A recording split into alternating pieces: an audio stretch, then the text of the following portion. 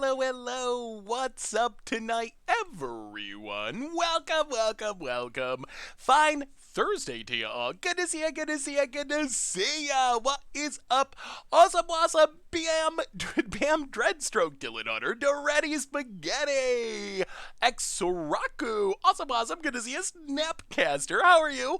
Hopefully everyone's doing well this fine Thursday evening. So, tonight's a little bit of a weird stream. I asked on Twitter what people wanted to see, and everyone said they wanted to see Live the Dream Cube on Moto, and I've heard good things about this cube. I read a little bit about it. Apparently, it's all about doing big, splashy 5-color things. And you know what? I like big, splashy 5-color things. So it might actually be a lot of fun. It's not like Vintage Cube where you're like power and trying to combo off on turn 2, I don't think. It's more like big, crazy. The person who designed it said their idea was to have it be like a mixture of Commander and Cube Draft, essentially. So like big, splashy things. Also Cube Nap. Variant Verente for the 4th year almost. Resub. Welcome to the Fishbowl. Excuse me. Thank you so much for your subscription. Big soup cheer for you. Thank you. That's a cube we're about to jump into. I can actually pull up. I can post a little article about it. The other thing I wanted to do today is talk a little bit about the BNR because we actually have an official date now for the BNR. The BNR is happening, if I'm understanding what Wizards is saying correctly, Monday we should be getting the BNR announcement. So I don't know. What are y'all hoping for and dreaming for? And that's actually the main reason. One of the main reasons we're cubing is with BNR coming on Monday, it felt a little weird to like, let's play Modern, but then they're going to ban stuff, or Historic, or Pioneer, or even Standard. Maybe there's bannings. So yeah, this is idea of the cube. It's like big splashy effects, Star of Extinctions. One of the archetypes in the cube, like there's Blue-White Blink, there's Rogues and Ninjas. One of the archetypes is Red-White Pinatas, essentially like the damage your own stuff, hit our swads, draw some cards archetype. So I think it's going to be sweet. Like, I guess there's a lot of support for going 5-color. It looks like it's going to be fun. So I'm excited to try out the cube. The big question, though, before we get to cube, and I promise we're going to get to cube shortly, but the big question is, what's going to get banned? What is going to get banned on Monday? Relentless Bread, welcome to the Fishbowl. Thank you so much for your subscription. Big super for you. Thank you. All right, so Standard. If I was controlling the ban list, what would I ban? And let me say, this is not a call for bannings. This is a cards I'm sick of and I think are probably true good for Standard. If I was in charge of the ban list, I would ban in Standard. I would ban Yarion. I would ban all right, let's see. Yarion, I would ban Bone Crusher Giant, I would ban Lovestruck Beast, I would ban Embercleave, and I might ban the Great Henge. I mean, if I had my choice, I would actually just, like, get rid of all of Eldraine, just rotate it early. But those are the cards I would be focused on. Yarion, Bone Crusher, Lovestruck Beast, Embercleave, Great Henge, basically in that order, if getting rid of all Eldraine is not an option. So that would be my hopes for Standard. Although, I think it's actually kind of possible, maybe even likely, that we don't have any Standard bannings. This could be all focused on older formats. Historic, I mean, Uro is gone. We already know Uro's gone. That is going to be a big change. That's the most played creature in the format. Otherwise, I don't know. Like, what else would you even ban? Like, Muxus, I wouldn't mind banning on just, like, principle, because I think it's, like, so swingy. But I don't think Goblins are really that good in Best of 3, so I don't know if it'd actually be banned. Yeah, Yarion's actually funny. Yarion is a card that has crept up in my, on my list of things I'd, like, banned recently, because it gets played so much. T-Babes, welcome to the Fishbowl. Thank you so much for your subscription. Big super for you. Doom Whisper is tech for a specific matchup. It is brought, I believe it is out of the Sultai deck. And it's brought in because it's really difficult for the Sultai deck to kill with their removal, if I'm remembering this right. So yeah. So Historic, I don't really know beyond Uro. Pioneer, actually played some Pioneer this week. Pioneer, Uro, Omnath are the big ones. But really, if I could go down the list in Pioneer, it would be like Standard. It would be like Uro, it would be Omnath, maybe Nissa, essentially anything that was banned in Standard recently. Teferi, get that out of here. Wilderness Wreck, why? Get that out of here. maybe Lotus Field just because. And then Modern is another interesting one. I really, really, really hope the BNR includes Field of the Dead along with Uro, but yeah. So it should be interesting. I'm expecting a lot of changes on Monday though. And then the other thing hanging over all this is, do they do anything about new cards like Tybalt's Trickery? Are they going to do anything about that? Cascading into literal Tybalt in Modern, in Legacy, are they going to do anything about that? So Monday should be a wild ride. I'm definitely interested to see what happens on Monday. So how big a bribe would it take to get you to stream some Penny Dreadful? New season starts tomorrow. Ooh, I'll have to feel it out. That's something I've talked about before, doing Penny Dreadful. I don't know how many of you in chat have played Penny Dreadful. I wonder, that's, I guess, my main question. There's two main things that keep me from doing Penny Dreadful. One is, I'm not sure enough people care about watching Penny Dreadful, because it sounds neat, but it is like a very like fringe format. It has very dedicated fans, and it's a really cool idea, but it's also like pretty much only on Moto and like really, really fringe. The other thing is, I'm intimidated by building decks for formats that don't have official support. Like, my main deck building process is I use stuff like Magic Online because it has a really good card filter and really good like search engine. If I can't just like filter by this, I filter by Legacy or filter by Penny Dreadful, if I could do that and just like see the legal cards and build a deck, I would be much more likely to do it. On the other hand, if you gotta like go to Scryfall and like go through lists of 60. Scryfall's great. I love Scryfall. But I'm just not very good at building decks that way. I'm much more comfortable building decks on Moto, so that's the other thing. But anyway, we're rambling on. Let's do our reminders and get to the main event. We are trying out this new cube tonight as we wait for the shakeups in other formats. Helicro, been working on 4-color Void Collects built around Ultimate Kaya looping cards, temporals entering. That sounds absolutely awesome. Can't you sort by price? Not Moto. Moto does not have any official price support. That sounds really sweet. Welcome back to the Fishbowl. Thank you for your subscription. Big super cheer for you. I've been messing around with Orvar for next week's Against the Odds, and oh man, I've actually worked pretty hard on this one. Orvar is a card that I really, really want to be sweet. I really want it to be good, and my initial attempts have failed miserably, but I think I might have finally figured out how to make Orvar work in Standard. Maybe. Or at least be sweet in Standard. So it's gonna hopefully be a good one for Against the Odds once I finish working on it. Hey, what's up, Psycho Magi? All right, reminder time, and then we'll jump into our draft, and then we can talk about bannings. We can talk about Orvar. We can talk about whatever y'all want to talk about. I'm down for whatever. So replay YouTube. That's where you'd find all the old streams, including this one in the future. Yeah, I think so. Orvar. Here's the challenge I ran into. There's not a good thing to copy that draws you cards in Standard.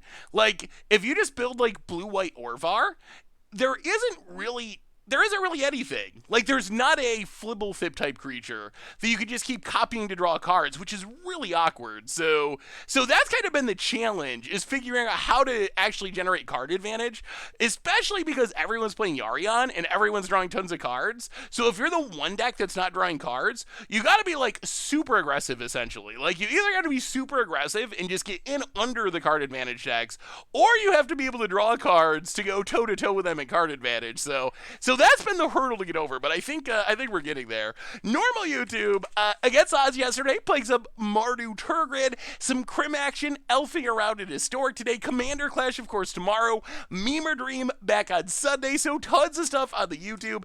A reminder that our sponsor tonight is Card Kingdom. And if you need some, I'm not going to go Yarion. And if you need some magical cards, maybe from Kaldheim, maybe some random old cards, Hidden Path from the Dark, for example, you get them at cardkingdom.com. Even get a free Scoop Soldier sticker. Just let them know you want one in your order notes, and they will hook you up. So thank you to Card Kingdom for supporting the show.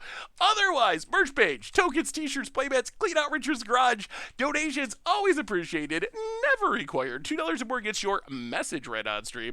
Pulled a Showcase Valkyrie last night off of buying 2 packs. Congratulations. That is awesome. The Orzhov Reanimator and Azorius Blinker both strong in this deck. I would recommend them. Oh, they do sound really sweet, although I kind of want to hit our Swans and draw some cards. If we see a Swans, I'm probably going to take it and figure out how to hit it. So Cage just copied the same sort of thing Yarya decks bounce over with Orvar. Cares about permanents, not just creatures. I mean, you can. You definitely can. Although, it's easier to target creatures and permanents, if that makes sense. There's a lot of things that are like, oh, target creature, bone crusher giant even targets a creature. So that's more the pinch, is like, there's fewer things that can target non-creature permanents. But is there a cube list? Yes, mtgo.com. They have an article. But anyway, all right, are you ready? Are you ready, chat? I will stick this article if you want to browse the entire list. It's supposed to be big, flashy things, but that is the article. So, are we ready for cube draft time? Yeah, we're gonna cube tonight as we wait for the BNR on Monday. So, Cloudlime is Vikings, of course. Although the set is nice, apart from gods, doesn't feel very Viking-y to me. I mean, I think it kinda does to me. I don't think it's like. I feel like it's kind of Magic's take on Vikings. Like, all the Berserkers and stuff, if you read Berserker as Viking, I think it makes a lot more sense. I guess it's not so much like, I don't know, there even is like Haunting Voyage, and some of those cards feel pretty Viking-y, but it's not like, I guess, what I would consider traditional Vikings. Like, there's, whatever, like the red 3-drop thing, with Boast. Like, I think that is the Vikings of the set, but it's not the, like, horned helmets, like, big bearded, whatever Vikings. So, alright, here we go. Are you ready? Draft number 1, Live the Dream Cube. Hopefully gonna be able to do something sweet, so, alright, here we go. Into Cube Draft, one of 2, hopefully. Speaking of squads, it's been a while. Time to show for Kindle the Carnage. Oh, Jake Jesus. Kindle the Carnage, I mean, I think it's possible that we try Kindle the Carnage at some point. It is definitely interesting. I'll have to give it a... I kind of want to try the combo and make sure it works, because it's not the most intuitive that it works that way, but I think that it should under the rules. I mean, we're playing Magic, so Horned Helmets, I think it's not what I would consider like stereotypical, media Vikings or whatever. What cube is this? This is the Live the Dream cube on Magic Online. Do we need champagne on Monday's stream? Probably. I mean, it'll depend on what the actual BNR says, but even just getting rid of Uro, if they did nothing else, I think that would be an improvement. And I'm pretty hopeful they're going to do more than just get rid of Uro. And it'll be a really big improvement. All right, 5 players. We're getting there. So, how was everyone's Wednesday? Anyone doing anything sweet in Standard? Has anyone else experienced the rise of Yarion on Standard? I've triple-checked the rules multiple times. It should work. There's always a chance Moto breaks. That makes sense. So, Jank Jesus has sent in this viewer-submitted deck that we haven't actually played, but we may at some point. But it's trying to hit our swans and draw some cards, but with Kindle the Carnage, which is this weird old card. Discard a card at random. If you do, deals damage equal to cards converted mana cost to each creature. You can repeat this process any number of times. So the idea is you keep hitting your swans with that and drawing cards off swans and then discarding them to the Kindle the Carnage. I think it probably works, although it's a little bit strange of an interaction.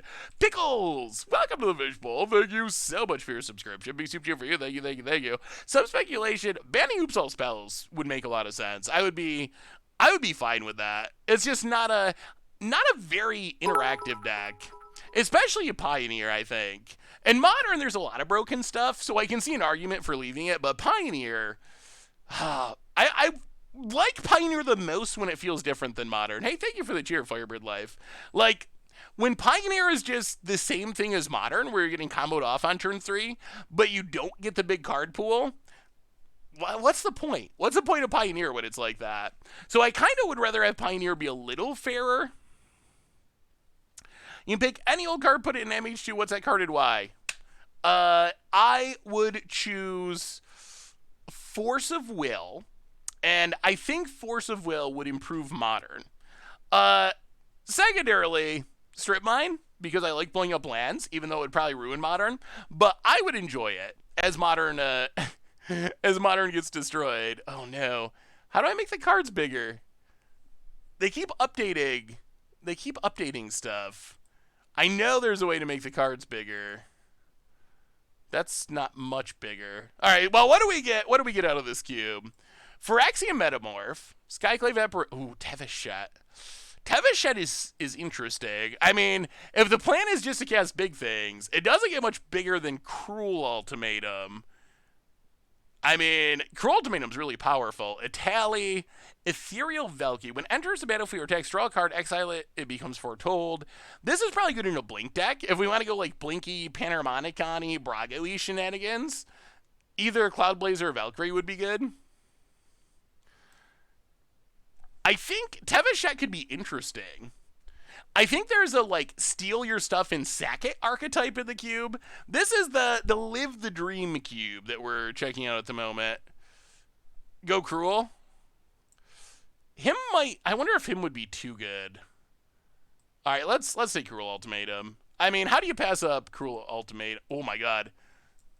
Oh man. I mean, you are supposed to live the dream in this cube, right? That is the actual name of the cube. Eh? 2 ultimatums, first 2 picks? That's probably, I mean, we could have probably had a sweet Blake deck with Momentary Blake. Why can I not make these cards bigger for y'all? Huh. Live the dream? We'll have to look for fixing if we're gonna go ultimatum tribal. Alright. Ultimatum. Things that fix our mana are going to be essential. This pack, Agar, some removal, Badugan, Najila. Okay. I kind of just want this treasure map, I think. I think it's either treasure map or the land if we're going to try to cast these ultimatums. I'm leaning towards treasure map. I really like treasure map. It draws cards. It does ramp eventually. Let's treasure map. I think it's fine. I mean, original dual lands are also very good, but let's take treasure map. Ooh. This would be a good thing to put into play off of an ultimatum. And it does allow you to cast your ultimatums very well. I mean, if our lands tap for 3 mana of any color, that kind of just fixes our mana all by itself. Otherwise, In Search of Greatness does not seem like what we're doing. Can never really go wrong with bounce lands. Bounce lands are always good. Zavala is a lot of green, but it is a decent ramp card. Ugh. You think Zavala is the best mana dork? The only thing is, if we don't have other creatures, it just draws for our opponent.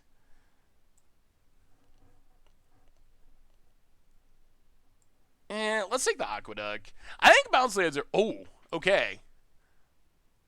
I mean, Mirari's Wake's really good. I don't know how we're ever going to cast all the things we're drafting, but if we can, look out. This is the Live the Dream cube. Chromaticore. I mean, I think it's got to be Wake. Cal seems sweet for the Sack and Steel.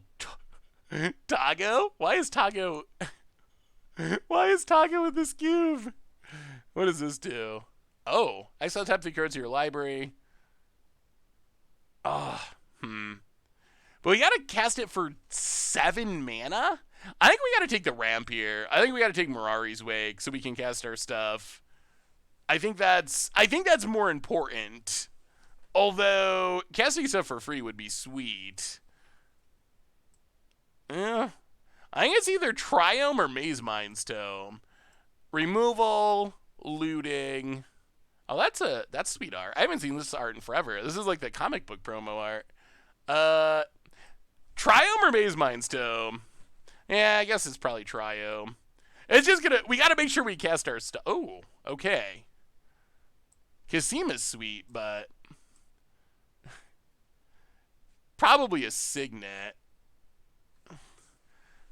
Red green? Yeah, probably the Gruul Signet. New question. Will we actually cast a spell this draft? Unclear. Wow, copying a ultimatum with Ral seems insane. I think we're actually just going to take Ral. I don't even know if we end up playing it, but that does sound really sweet. Ooh, Bounce Land. That's another wow. No one's going after the Blink stuff. Wait, what is this? Okay, when it enters a battlefield or attacks, draw a card. Exile a card from your hand. It becomes foretold. That doesn't work very well with ultimatums. You don't get any discount on ultimatums. Cloud Blazer's fine. Yeah, Boros Reckoner is for the Blasphemous Act deck, I think. A tally? I mean, a tally is... Oh, we'll take a tally. All right. A tally is fun. It is fun for sure. I'll take a land. When in doubt, take a land. I mean, we're trying to live the dream, and flipping an ultimatum off a tally is living the dream. Sad News Bears, welcome to the Fishbowl. Thank you so much for your subscription. Big super for you. Thank you, thank you, thank you. Sheoldred, Charming Prince, Dread Summons. It's so little. Whatever. Megas of the future. Mirrodin's Core is really bad fixing, but it is kind of fixing. Yeah, we'll see if we actually end up playing it. It's possible we don't. I mean, I don't think we're off to a horrible start. We have two... Actually, I have no idea. We might be off to a horrible start. We have 2 ultimatums. Hopefully we get some more ultimatums. We need some more ultimatums. We need at least 3, I think, to be ultimatum tribal. So we have 2 ultimatums. Our plan for casting them is a tally, Mirari's Rake, or Ramp. We can double them up with a Ral, and then Megas of the Future most likely going to be sideboard, and then a bunch of as many dual lands as possible to make this work. This is the Live the Dream Cube Draft format. There's one more. There's only one more?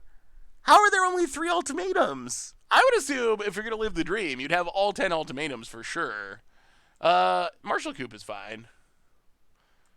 Boy, our deck is so expensive. I mean, I think this cube is expensive. I think the idea is that it's going to be slower and more expensive. Yeah, Brilliant would be great. Oh, yeah, Big Cascade stuff would be very sweet. I guess we'll take Bishop. That's kind of removal. I don't think we're going to play it, but... This cube has a lot of ramp and almost no counters. That's probably good for what our deck is looking like at the moment. Garrick? Sure. Also not sure if we'll play... Okay. What do we get in pack 2? Do we have an ultimatum? No. Nehab. Still not sure if it's bugged. Man, we could add a really sweet Blink deck if we had taken all the Blink stuff and then got Brago in pack 2. Winota doesn't seem good for us. Flash Cascade enters the battlefield as a copy of a permanent that entered the battlefield this turn. Kinnan. I wonder if Kinnan's worth it just to go with Signets. We can also just take a Signet, which is probably not going to be bad with how this is looking. I think we'd probably play essentially any number of Signets. I think we take the Signet. I think Signet's more important than a land here. Ooh. Oh, it's Swans, but it's too late to hit our Swans and draw some cards, I think. I think it's just too late. We're already heading down the ultimatum path. I don't think we can do it here. What is this? When it enters a battlefield of beginning your upkeep, gain control of enchanted permanent until end of turn, untap it. Oh, interesting. Yeah, Savage Lands is good. I mean, Muldrifter is also good. Drawing cards is always fine. We'll have to do. You want his Swan so bad? I don't think this shell can do it. I feel like we're maybe too far down the road. Like, none of our cards actually work with Swans. Doubling Season. What dream does Doubling Season live with us? I might just take Muldrifter, even though a Signet is... Well, we'll take a Signet. We do want card draw at some point. Exile the top 8 cards of your library and put a land into play from among them until the end of turn. Each non-land card. Oh, wait. Exile the top 8 cards of your library. You can put a land card from among them on the battlefield. Until end of turn for each non-land card type. You can cast a spell of that type without paying its mana cost. Oh. That seems sweet. That seems super sweet. Hey, what's up, Bozo? I mean, Triome is good. But how can we pass up free ultimatums? Could you imagine casting this and putting, like, Ultimatum, Etali, Mirari's Wake, and a Mana Rock and a Growl into play? Oh, we gotta take it. That's too much of a dream to not try to live it. Remember, our goal is to live dreams. That is oh, that's a counter. That's not good for us. Our goal today is to live some dreams. That is our primary goal. Now we can take a Triome. Or we can try to take a little bit of defense, like this Commit to Memory. Yeah, Triome is probably... We do want to make sure our mana works. We'll take the Triome. Yes! Yes! I think we officially have every... I mean, this Mana Rock would be good. The fetch land would be fine. Our buddy Vorinclex is here, but... I mean, we can't pass up the... I believe the last ultimatum in the cube. We can't. We got them all. D. Carmona! Welcome to the Fishbowl. Thank you so much for your subscription. Big soup shoe for you. Thank you. All right. So... Part the Water Veil? Godless Shrine? Jingatha, so we can try to cast stuff? Knight of Autumn's probably good. I mean, we do need black and white. Alright, we'll take Godless Shrine. Oh my god. Wait. Oh. Well, meh. I mean, Prismatic Bridge seems insane.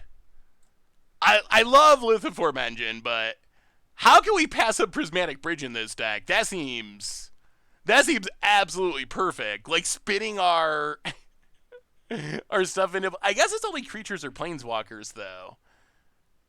I guess that's still fine. Alright, we'll take it. Azika! This deck looks absurd!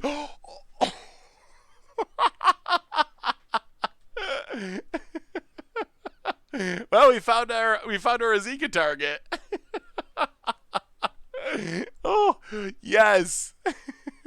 Oh, and Kitten came back. All right. Well, we got some Mana Rocks. We'll take the Kitten. This deck actually looks super fun.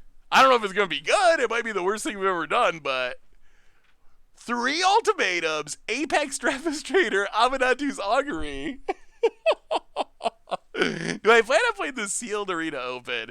I might have to just to get the Phyrexian Vorinclex.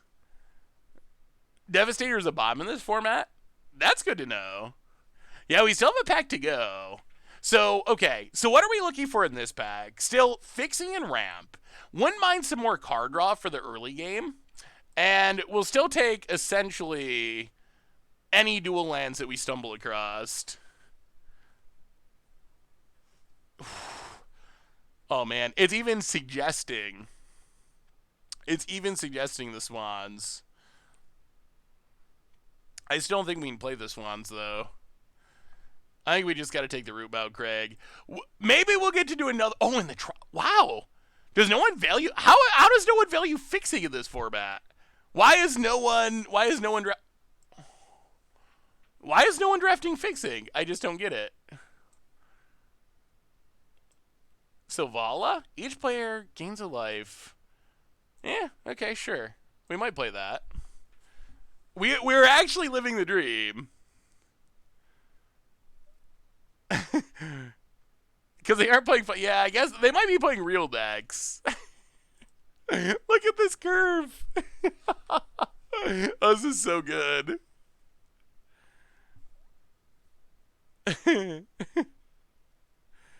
Yeah, Golos or Saval would be awesome.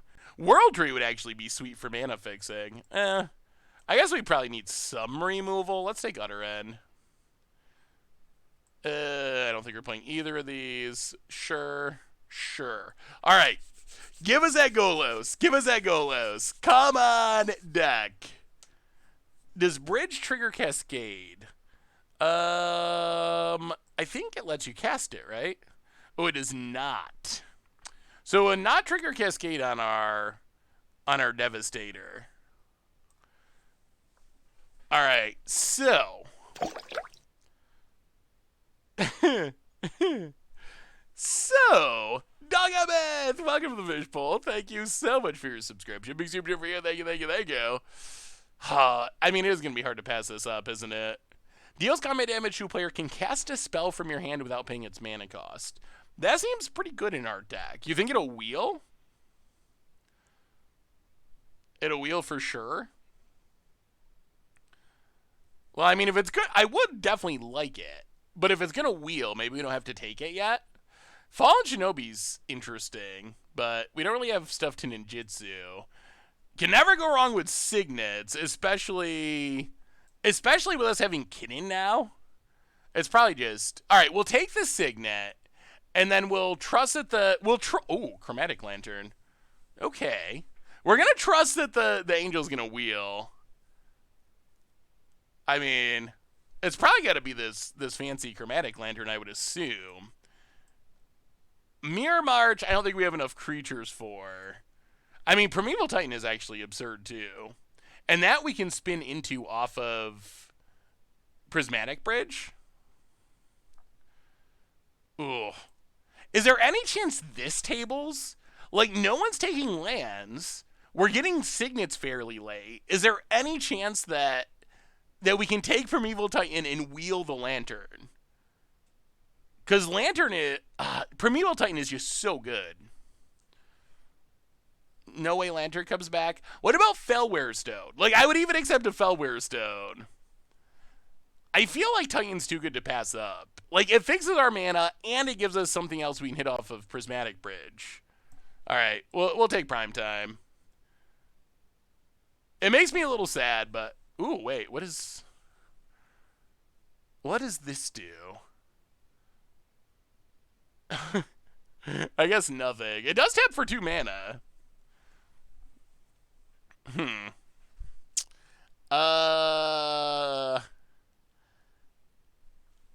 Mythos is always fun.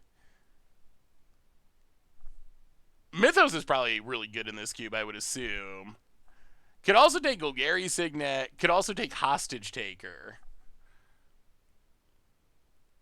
Oh, I really love Blue Mythos. This is one of my new favorite cards. It's really hard for me to pass up Blue Mythos. We're going to take it. I mean, yes. Oh, man, Niv. I guess we don't have that many 2-color cards. Well, I mean, Savalas, that's one of the ones we were looking for. Like, that's one of the ones we were looking for. Exactly. We haven't seen the Golos, but we can shape some ice and spin into some ultimatums. I mean, it's gotta be that. It's gotta be. Saval's like a 5-color land that also spins into Sweet Things. We have kind of forsaken our mana fixing a little bit. So Genesis Wave does nothing.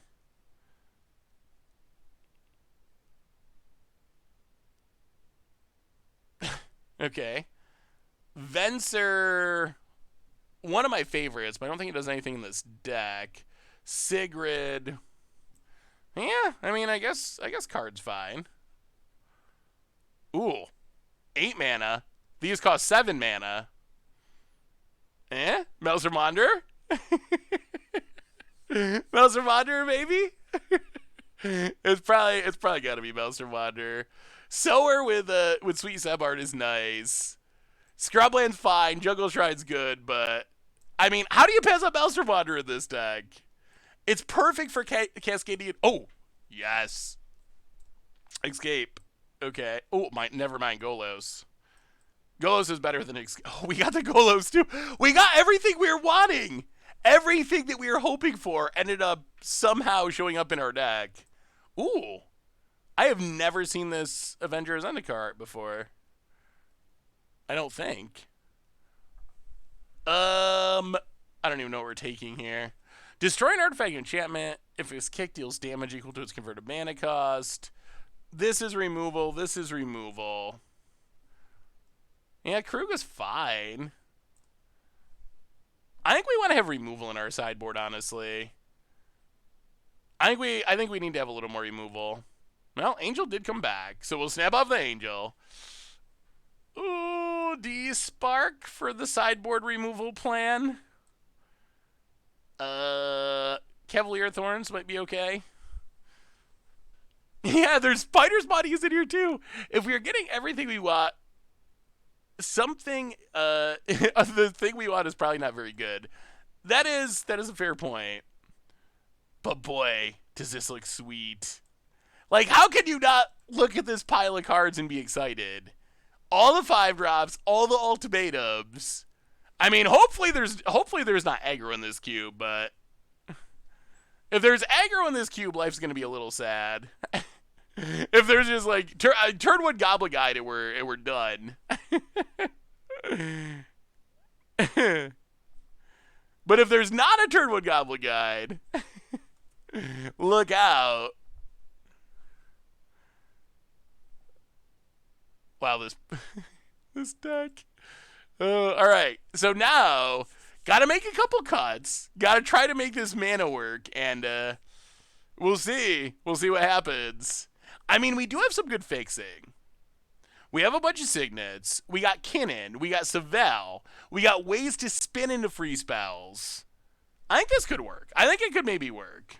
Yeah, we probably can't actually play Niv, honestly. Because we just don't have enough 2-color cards. I mean, I guess we do have a few. Maybe we could play it. We have, let's see. So we have Simic, Gruul, Selesnya, Orzhov, Izzet, Selesnya. So we kind of actually do. It's not that bad. All right, so what is bad? We have to cut like 5 cards. So I don't think we cut anything that ramps us or that cheats big things into play. I think we keep all that for sure. Garruk can probably go. Primetime Sting. Etali can cheat things into play. Coop in the sideboard. I mean, I guess we can just trust that our... ultimatums will keep us alive. Cut the Niv. Yeah, Bridge with Cascade creatures is a little questionable. What about Ral? That is part of our Live the Dream plan. I guess maybe there's an argument to getting rid of this Cavalier. Triple green is ambitious. I don't know if our deck's going to be able to make triple green, honestly. All right, we can keep Ral. We can keep Karn. Gonna keep our 2 removal spells. Gonna keep these. Definitely keeping these. I guess Niv gets the axe. Yeah. What is the weakest card left in our deck is the question. We gotta make one more cut, and this is the hard one. Was Savella worth it? Each player reveals the top card of their library. For each non-land revealed that way, add a green and you gain a life, then each player draws a card. I mean, Karn just draws us cards, basically. We just play it in Uptick to draw cards. Yeah, it might actually be better as an 18-land deck. We do have 4 signets? Rowler Karn? Oh. Alright, we're not cutting Cascade. We're not cutting our ultimatums. That's what this is all about. We're not cutting the 6-drops. We need all of our ramp. What about Kinnan? Like, is Kinnan worth it? Yeah, we could maybe we get rid of this and the Karn. That might be our best bet. And then try to make a functional mana base with 18 lands. How about that? How about Karn and Savala? Can we agree on that? Is that good enough? All right, we'll keep kidding. All right, so now we add in all of our dual lands. Oh, this mana. We're definitely YOLOing this mana base. Green, green, green. Wait, what? This mana.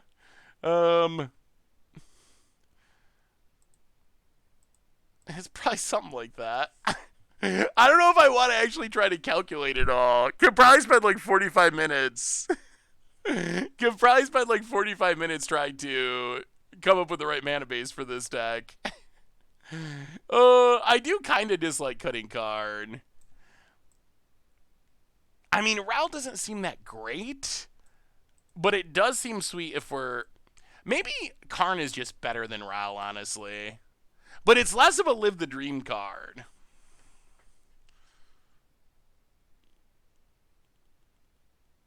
$41 card deck? 41 card special, 4118? Alright, 4118. Boom. I mean, it's a Live the Dream cube. Why would we not have 41 cards in our deck? Oh, and we got a match. All right, Jay, give me your predictions. I'm not going to ask you to predict how many matches we'll win. I'm going to ask you to predict if our mana will allow us to cast any spells. How many spells will be cast this draft? I mean, our deck is obviously powerful. The question is whether our mana is going to work out, I think. If our mana is good, our deck is, I mean, it is super strong. 27 cards cast. I would take that.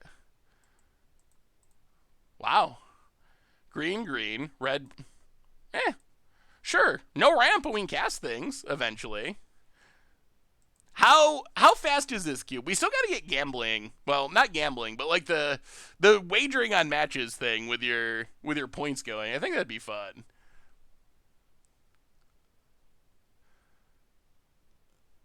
I don't know if there's much aggro in this cube. I think the idea is there's not supposed to be, but I guess we'll find out. If there is, we're in for a rude surprise.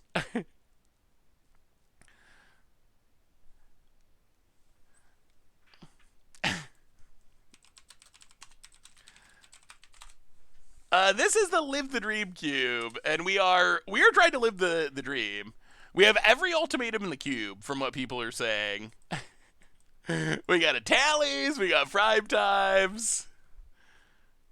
This cube starts on turn 4. Oh no, that's not the kind of land you want to see if you're trying to avoid aggro. Sure. Go. Well, we're starting on turn 4. This cube should have bounce lands. It actually does. It has bounce lands and signets. And we actually have... We have, what, 1 bounce land and 4 signets?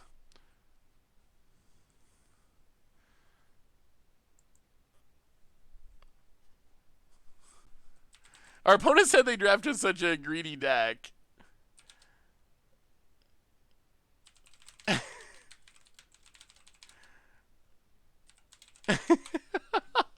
Opponent thinks their deck is greedy. Oh, opponent. You haven't seen anything yet. Signet would have been great last turn, but it's still fine. All right, Signet, go. I mean, so we can round next turn into prime time, and then, see what happens? I don't know if it's possible anything can be greedier than ours. Like, this is max greed. Opponent cracks. Show us chat. Oh,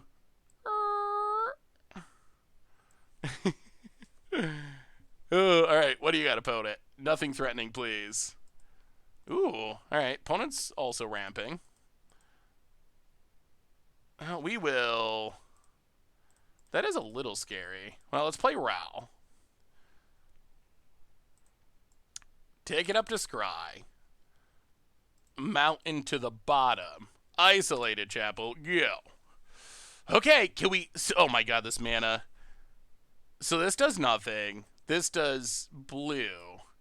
Blue. This does nothing.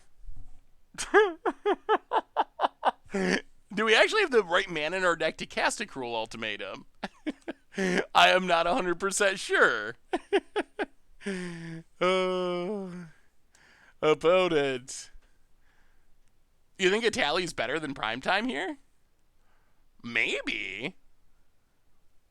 I mean, I guess it does work well with Ral, because we can scry to set up the top of our deck. Scavenging goes for our opponent. 1, 2, 3, 4, 5. You know what? I think we're just gonna Primetime. I think we gotta take the Primetime first. We can Primetime and then we can scry. And this also thins the deck. Alright, here comes Primetime. We can get a bounce land.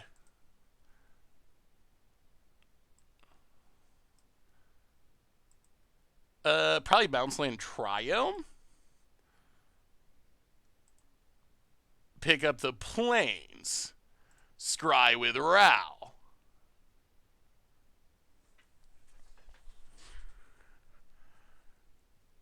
Ooh, I don't even know if we want...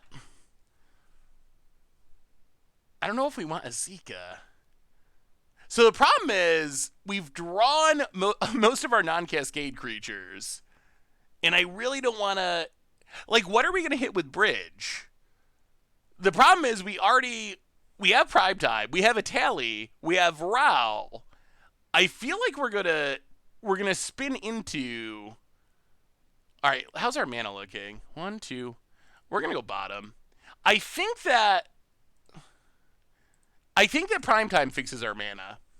Like, Primetime... Oh my god, can we cast this Cruel Ultimatum? Blue. Blue, black. Blue. Red. Black, black. Yeah, I mean, we just, like, need a red source.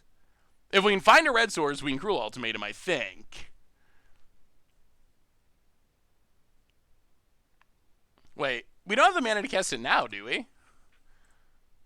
Red, red. Blue, blue. Black. Ugh. Aren't we one color of mana short?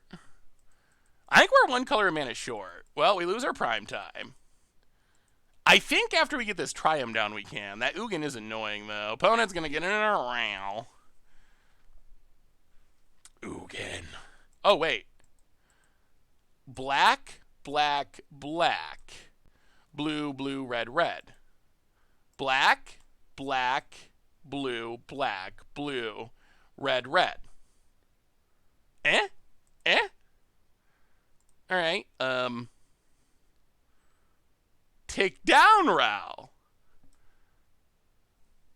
See if we can tap our mana in a way this actually works. So, 1 blue, 2 blue, 1 black, 2 black, 3 black. Oh, we actually had the mana the whole time, didn't we? Red, red.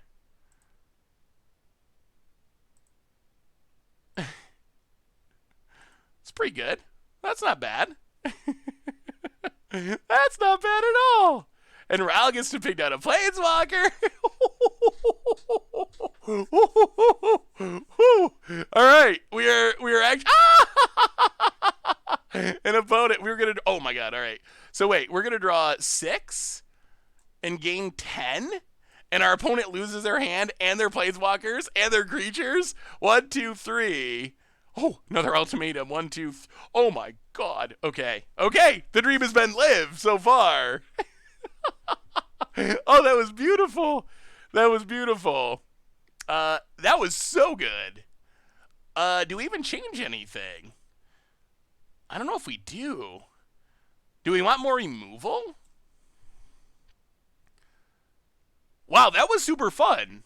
Like, if this is what the cube is about, I'm on board with that. We're living the dream cubing tonight, and so far, one game in, we have actually lived the dream. Wow, that was spectacular. Okay, so run it back. Yeah, run it back. The only thing I would think of bringing in is Price of Fame, but Let's just play bombs. Let's just play bombs and hope for the best. Yeah, what do you think about Primeval Titan being banned in Commander? Like, is that even... Well, if we can get to this Apex Devastator, Lookout World. Hey, what's up, Monster? What do you think about Primeval Titan being banned in Commander? Do you think it even needs to be banned in Commander?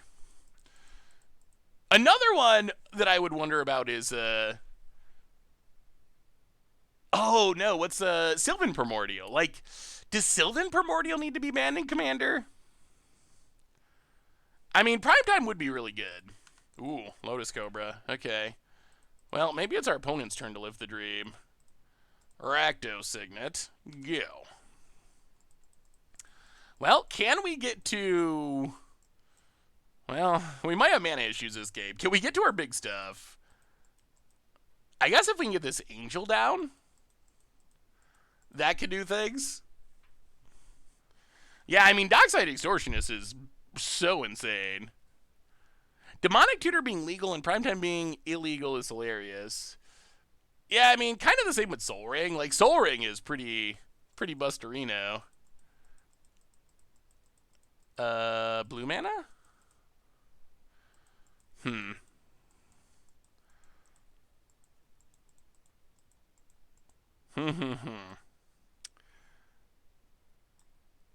I think we have to treasure map. Treasure map. Like, flipping this treasure map. Flipping this treasure map does get us the mana we need to do things. Yeah. You can see all the cards now. They're all out of the way.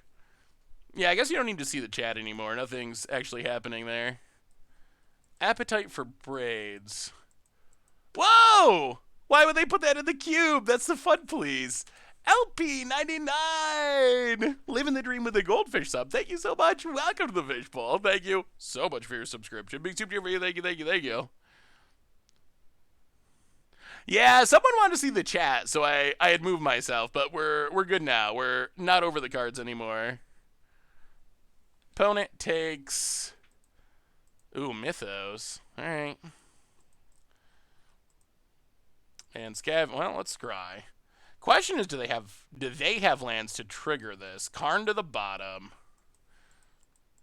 No land? Alright, no land, no attack. Treasure map.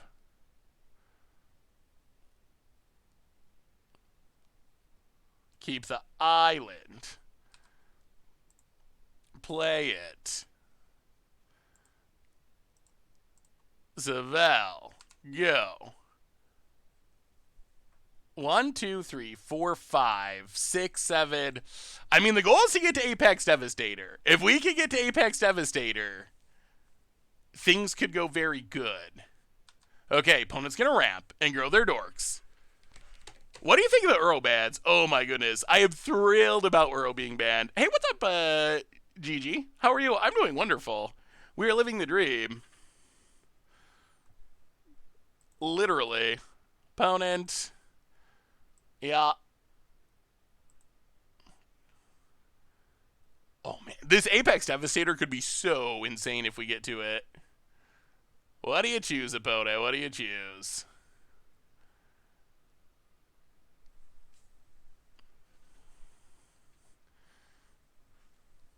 Yeah, we'll have to... I guess we'll have to make a decision. 1, 2, 3, 4, 5, 6, 7, 8, 9. I mean, I think we can just do it naturally. We'll see. Because we can also make an Icy Manalith.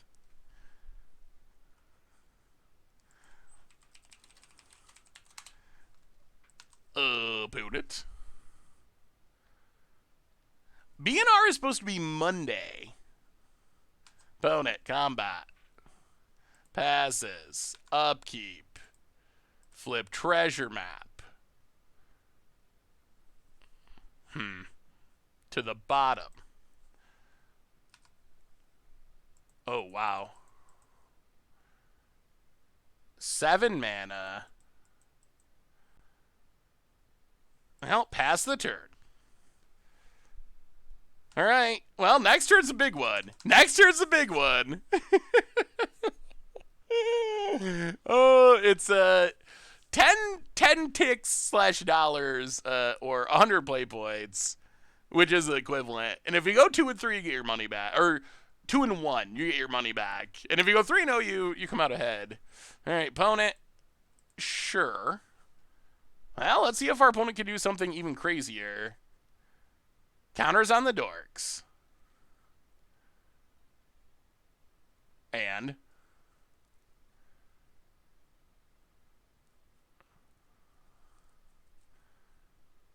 escape. Okay. Oh. Well, how good is Apex Devastator? That is the question. Opponent. Land. Mana.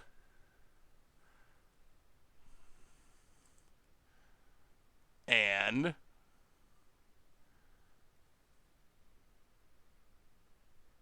Oblivion Ring. Well, alright. Mega Manolith.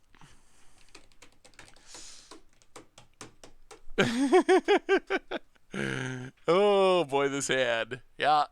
So there goes Saval. Opponent's got a ton of stuff for next turn. We're taking a big beating. Well, we need it to be good. We need it to be good. Is there any argument to casting Augury instead? Yeah, that's the question. Down to 9. Now let's see what we draw. Kinnan. Oh, wait. Wait.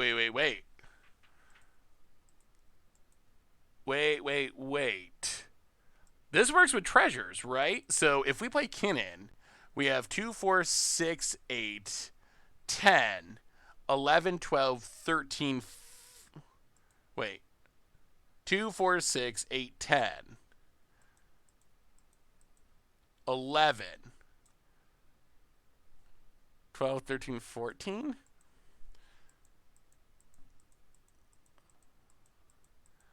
That doesn't really change the math, does it? So we play Kinnan.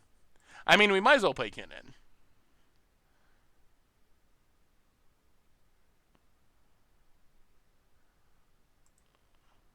So Kinnan comes down.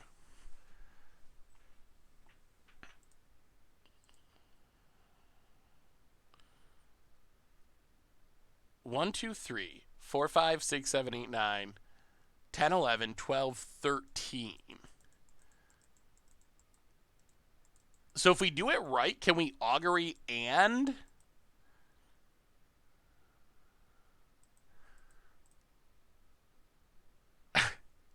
Can we Augury and Maelstrom Angel? I'm worried about hitting Mana Rocks and losing. Augury also seems really good. We can't Augury and... We can't do both, can we?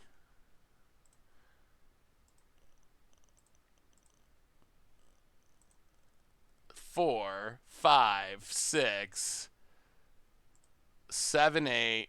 All right, we'll spin it to win it. We'll spin it to win it. 7, 8, 9, 10.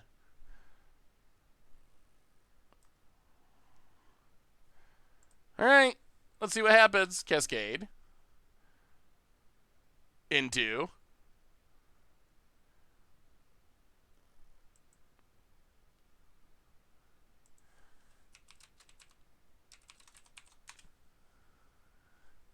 Mana Rock. All right, I'll cast a Mana Rock.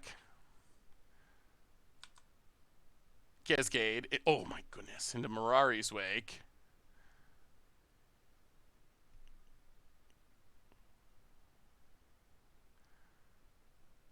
Oh no.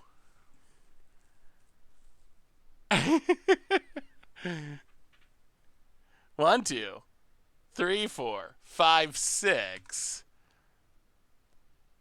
Okay, there we go. That's a hit. That's a hit. Oh my god. Oh my god. Oh my goodness, we get to do it all. Oh my goodness. Dreams will be lived. Oh, keep it going. Oh my God, keep it going. Prime time. Yes, yes, it's not over yet. It's not over yet. Sure, we will grab a couple of lads. Let's take a try and a bounce lad. We will pick up a lad. Yeah, we get a 10-10. Replay the lad. 1, 2, 3, 4, 5, 6, 7, 8. Augury.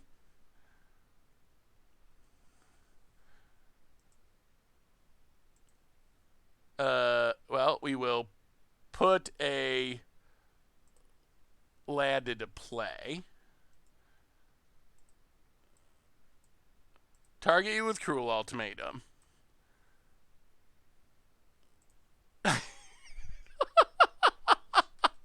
Oh my God, what a turd.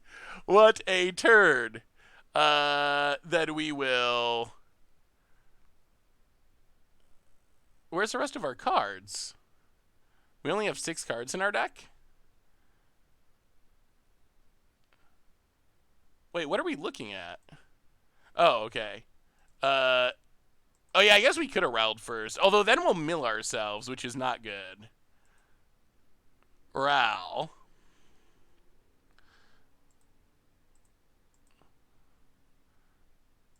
Keep the fun going.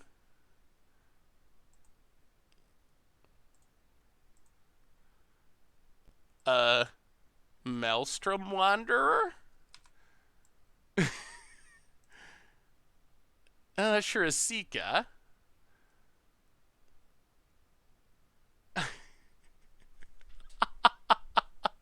What a turn! What a turn! Yeah. Opponent gives us CDGs. Oh, wow! Wow! What was left in our deck? Oh, we're gonna hit a Karn. Yeah? Well, that was one of the better turn 6s I've had in a minute. I don't even know what to say. That was absurd. Maybe our deck is just incredibly busted. Like, maybe... Is our deck just insane? We lived all the dreams. All the dreams already in our very first game. Wow, this might be one of the most fun cubes I've played on Moto, actually.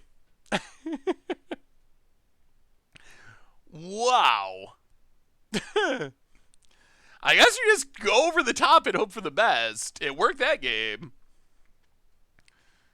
Yeah, if this was Commander Legends Limited, oh wow. You know what? I think we keep this. Our deck is full of big things, so just keeping a bunch of mana rocks is probably actually great. And we have some scrying and drawing. Is our deck actually good? This is the Live the Dream Cube, which apparently allows you to do some really absurd things. Like we just saw, for example. Cube is so much fun.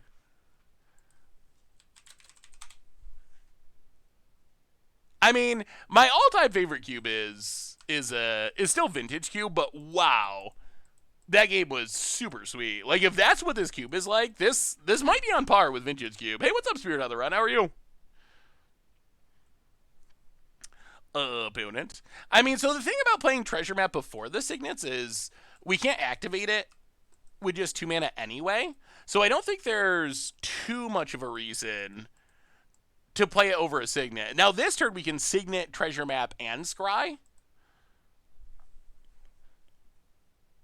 Oh, the cube is... Oh, man. David, you missed an insane game. Last game. So far, it's been super fun. Yeah, let's Treasure Map and start scrying. Pass the turn. I mean, we're way ahead on mana. Yorgo, opponent. What is a Lives the Dream Cube about?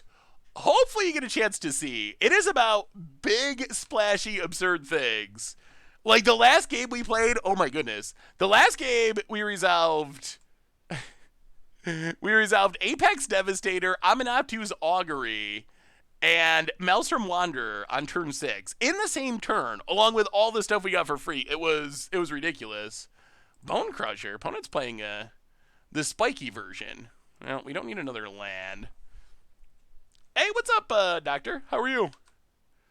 Opponent passes. Yeah, let's scry. Well, land to the bottom.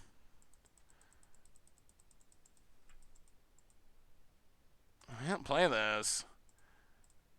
Play that. We got the all mana draw. All right, opponent is trying to play aggro. We're gonna have like 10 mana, but we haven't drawn anything to do with it.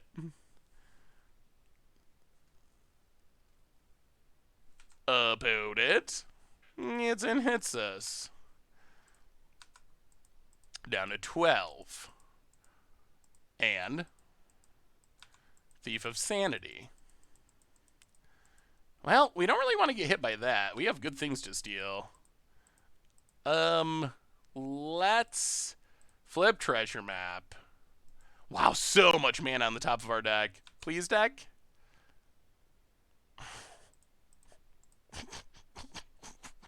Wow. The top 50 cards of our deck were all mana. All mana. We found every signet. We scried lands to the bottom. And now our opponent gets to hit us and steal our good cards because all of our mana's gone. Oh, what a disaster. Well, we're helping our opponent live the dream this game, apparently. No way. 2 more lands.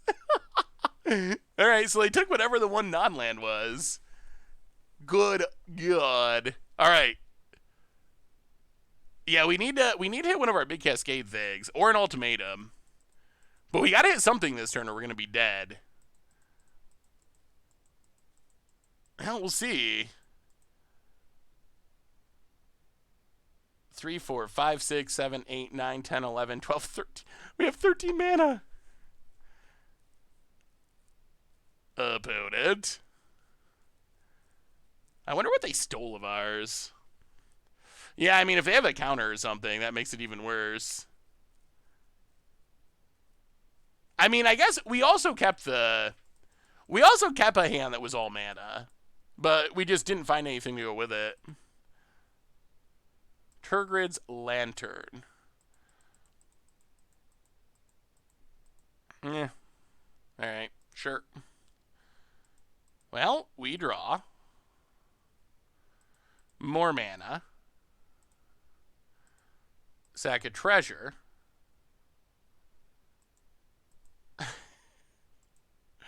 All right. Well, that was just the fizzle. Where are all our big things? Our deck is overflowing. Look at our deck when we go to sideboarding. We drew 100% of this pile and 0% of that pile. Oh. Could have lived.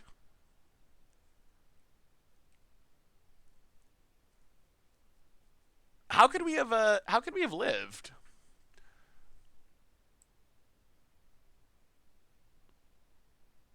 I actually think the mana is fine. What the cube format is. So cube is maybe yeah, all right, we'll run it back. So cube is yeah, okay, this is fine. So cube is a limited format. It is like Kaldheim draft or any other draft format, with the big exception being it's not based on any specific set. It's essentially a custom draft format. So if you wanted to, cubes are usually 300 to 600 cards, depending on the cube you're building. But anyone can actually build a cube. So it's kind of like design your own draft format would be the easiest way to think of it. Well, let's run out Dimir Signet. Go. Opponent. Watery Grave. Tapped. Yeah, cube it's super fun. It is super, super fun. Yeah, I think we are definitely dead there. Like, we could copy Bone Crusher and Chump. Opponent Mind Stone. Red mana would be sweet. Or else we can start. Well, alright, let's just do this. 1, 2, 3. Play Savella. Except tapping properly. Oh, we need red still. Never mind. I'm an idiot. Alright, treasure map. Bounce land. Pick it up, pick it up. Pass the turn. Alright, treasure map, save us. Copy their flyer, fight their flyer. Wait. If we fight though, doesn't our flyer also die? And if we copy Bone Crusher, we take 2 for targeting it. Little early for that one. Ooh, aqueducts all around. About it. Passes. Well, scry. Can't cast that. Play the eyelid. Go.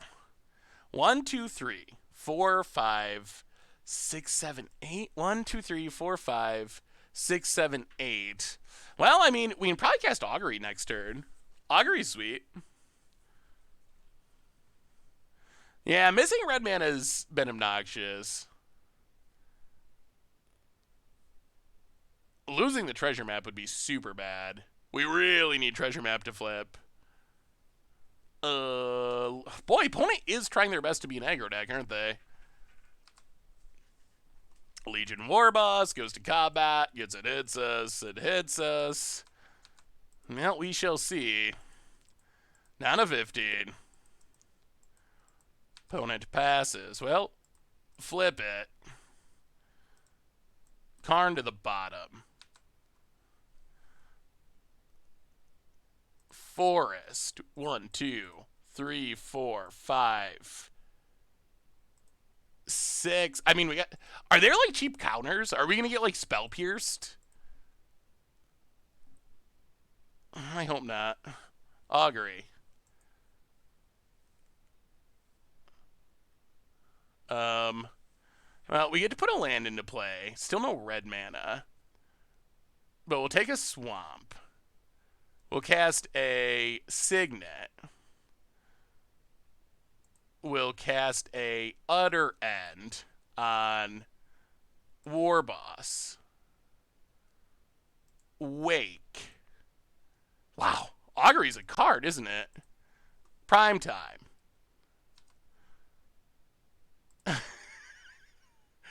Triome and Triome. That wasn't bad. That wasn't the worst. All right, your go about it. Ooh, okay. Well, we may have stabilized. Opponent, 5 mana.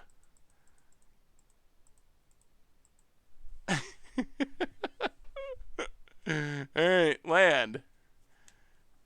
What crazy thing do they have? A Shriekmaw. They are definitely trying to play like a spiky aggro deck. Sure.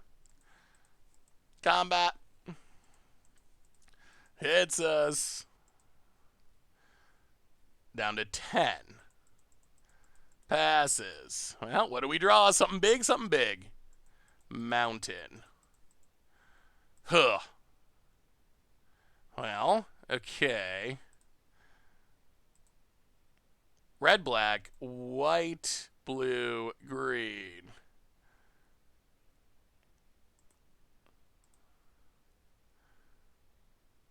Maelstrom, Archangel. Red, red.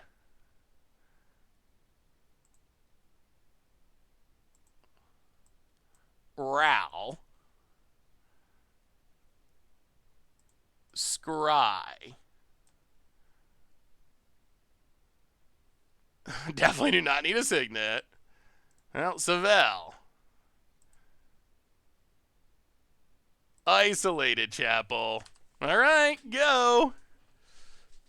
Ooh, if our stuff lives, we can spin with Savell, worst case, even if we don't draw anything. I don't know. I'm expecting new blades and like lightning bolts and fatal pushes. Our opponents live in a different kind of dream. Found it. Land.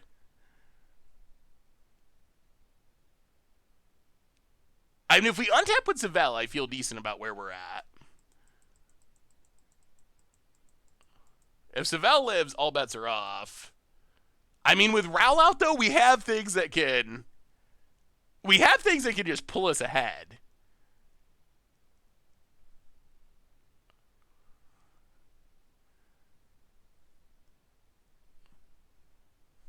Opponent, combat.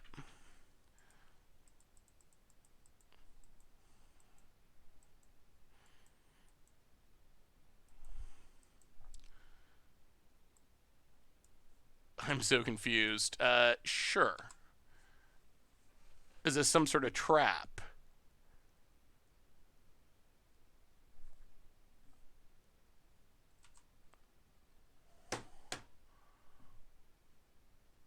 I told you I was expecting fatal push. It really is. Oh dear. Okay. Well, the good news is we have all the ultimatums in our deck. We have all the big cascade stuff in our deck. Like, this is the spikiest deck I've seen anyone play. All right. We are in trouble if we don't draw anything. I don't think it has to attack unless the goblin's out, right? Well, all right, deck. Be good. Please. Well, okay. Scry with Raul.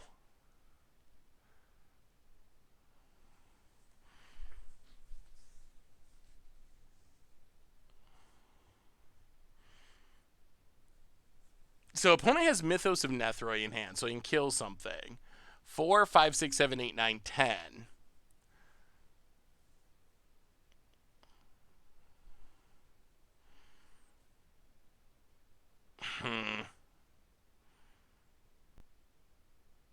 I mean, it would keep us alive.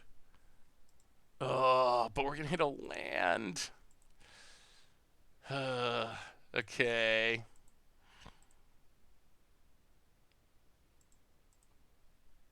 Well, cycle. Okay. Things have become interesting again. Oh, please don't hit Mana Rocks. Please don't hit Mana Rocks. 3, 4, 5, 6, 7. All right, we need ultimatums. We need ultimatums.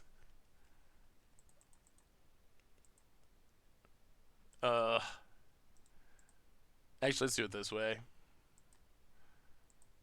All right. Come on. Come on, Wanderer. Ooh. Huh.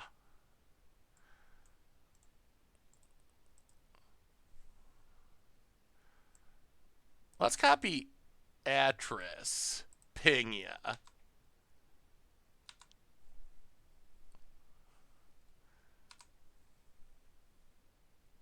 Get some goodies.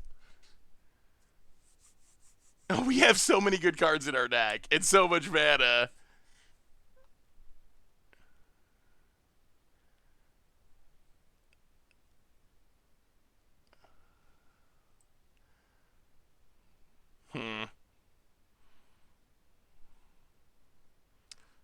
Are we going for the boat?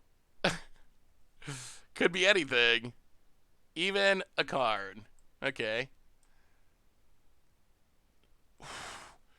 Yes, Maelstrom Wanderer. Uh-huh.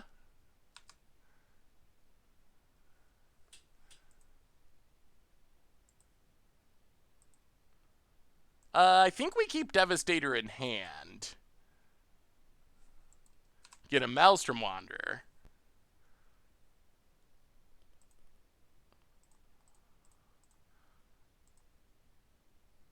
Play Apex Devastator.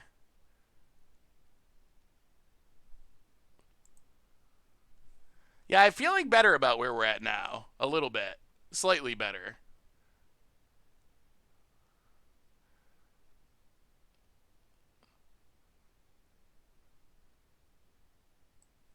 Do we mill if we do this?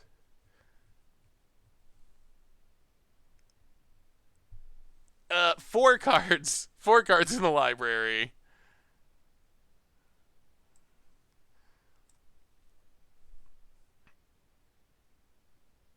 Do it anyway? Alright.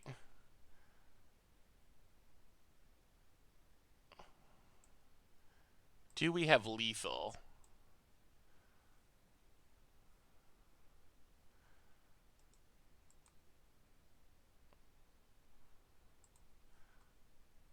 You know, we gotta go for it. If we die, we die. Oh, we're back up to 6 cards in our library. Okay, that makes me feel a little better. Alright, Atris down. The opponent skips it up.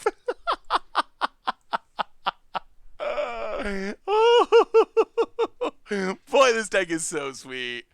Oh, it is so sweet. Our opponent's playing like a real deck, and we're just playing all the big crazy things.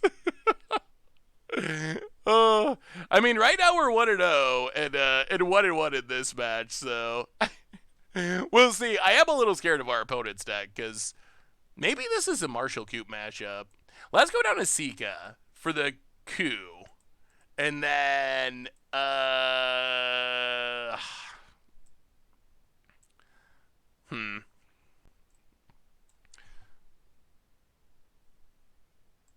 Price of Fame could be worth it too. I just don't know what to cut for it. Maybe the Karn. Karn is a little...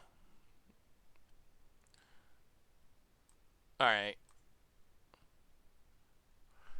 Something like that. D-Spark, it seems like most of their stuff is cheap. I feel like 4 greater is going to be a problem. So I think maybe we don't D-Spark, but we bring in the other 2 removal spells. We could bring in Bishop of Binding. Although it does die. We see our opponent has a ton of removal. I think that's fine. Try it like that. Wow. This deck is so sweet.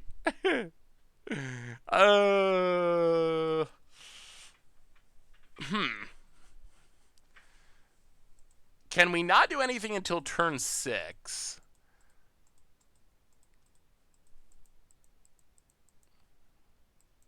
It is slow. I think we mulligan. I think this is better. We got ramp at least. Technically don't have the right colors of mana for Utter End, but we'll be fine. We'll be fine. Opponent, Mountain End. Passes. Well, our opponent this round is the closest we've seen to like an aggro deck. So, oh boy. All right. Well, Devastator's insane. But still a lot of manas. About it. Has anyone else actually tried this cube? Crate Maker. Can't blow up our Signet. Well, Rootbound Crag and Signet. Yeah, opponents like trying to play the anti-fun deck.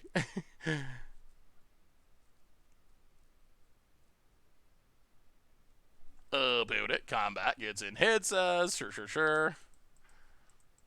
White mana for Utter End would be helpful. Stomp and Bounce. They've had this Bone Crusher every game. Opponent passes. Play the Bounce Land. So slow. White mana?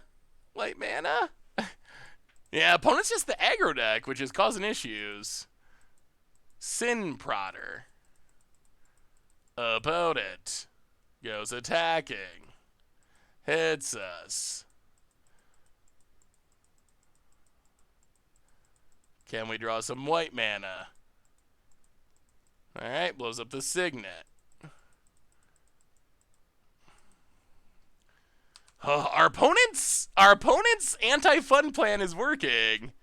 I think we're gonna die this game. Opponent Sin Prodder. Down to 11. Opponent. Yeah, more arena cubes would be sweet. Opponent Watery Grave goes to combat attacks. Down to 8. Yeah, looking pretty dead. Opponent. Siege Gate Commander. Well, yeah. Mana Screw and Anti-Fun deck. Ugh. I wonder what dream our opponent's living. I wonder what dream they're living. Definitely, their dreams are much different than ours. But I guess that's how life is for the most part. A quick reminder that our sponsor tonight is Card Kingdom. And if you need some magic cards, you can get them over at cardkingdom.com. Thank you to Card Kingdom for supporting the show. I mean, opponent's deck was fine. It just seems, I don't know. Would not be the kind of deck I would want to draft in this cube, I would say. Yeah, play the Triome. Go. Booing it. Yeah, so we're down to 1-1. Chat, you told me there was no aggro in this cube. I feel deceived. Mirrodin score, go. Apparently my green screen is not high enough. Green screen achieved. Opponent, Arid Maze. Well, let's start. Oh. Charging up the core. Untap. I mean, we get down Saval, which is sweet. Yeah, let's see. 1, 2, 3. Get our ice shaping going. Opponent. I think Saval is actually sweet. I'm actually playing Saval on this week's Commander Clash. About it. No, I'm teasing you, chat. I'm teasing you. Anyone doing anything interesting this weekend? Fight with fire. I'll play a Triome. Play a Signet. Pass the turn. Ooh, that'll be fun, D Green. What? What is it with everyone trying to play aggro decks? Wait, is this the same opponent? Is this the same exact person we played last round? Let's see. White? Or blue? White. Colorless. Green, red, black.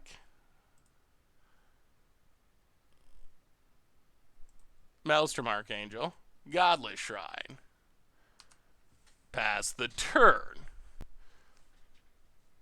I'm setting up a one-shot adventure for D&D. Gonna be my dad's first time trying it. Ooh, that sounds super fun.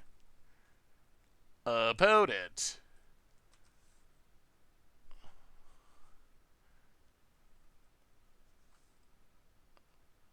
Huh. Interesting. 1, 2, 3, 4, 5, 6.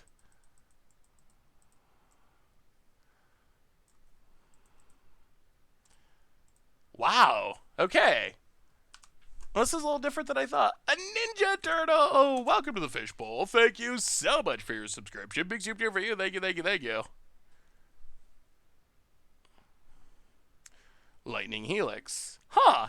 Well, apparently whoever said there's no aggro in this cube was a little mistaken. We've actually played against two decks that are incredibly dedicated to being the aggro. Well, we can run out of tally, but I don't think it matters. The tally go.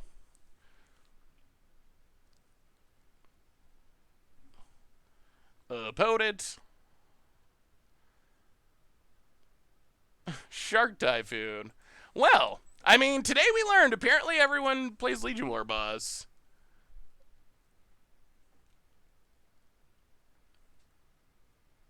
The creator of the cube really said he didn't want this happening, which is why he included some of the cards. Yeah, I don't know. I'm not really sure. Yeah, I'm a little curious. It seems like I'm not sure why you have cards like Legion War Boss and so forth in your cube if you don't want it to be aggressive. Like what non-aggro purpose does something like Legion War Boss serve? And I'm not sure there is one. And I mean, it's also probably just like the luck of the draw. Somehow, the one thing I mean, it's definitely been a. Oh no, there's definitely cubes with aggro, like in like Legacy Cube or even Vintage Cube at various times. Like Mono Red has been the best deck in some iterations of it. So not Cube in general, but this cube in specific. They said it's supposed to be like Commander, where it's all like you don't do anything for the first few turns and then cast big splashy stuff. So I've just been a little surprised that we played aggro twice in a row. Huh. Maybe we're gonna Sika. One thing I dislike, and I think it's worth it overall for the convenience, but I do kind of dislike that you face the same cards. In theory, in a like proper cube draft, only each card only exists once. So a little bit unfortunate, I would say, that we've played against Legion War Boss on turn 3 the last 3 matches or whatever. I would like to keep this hand, but well, you know what, we're gonna keep it. Whatever. We're here to live dreams. If we get janked out by lightning bolts and Legion War Bosses, so be it. Island Goo.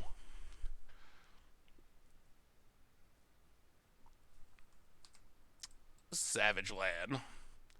Well, Aqueduct. Pick up the Island Goo. Could use some mana rocks. That would be sweet. Put it. Signet. Well, there's a Signet. Play the Signet. Play a Triume. 1, 2, 3, 4, 5, 6.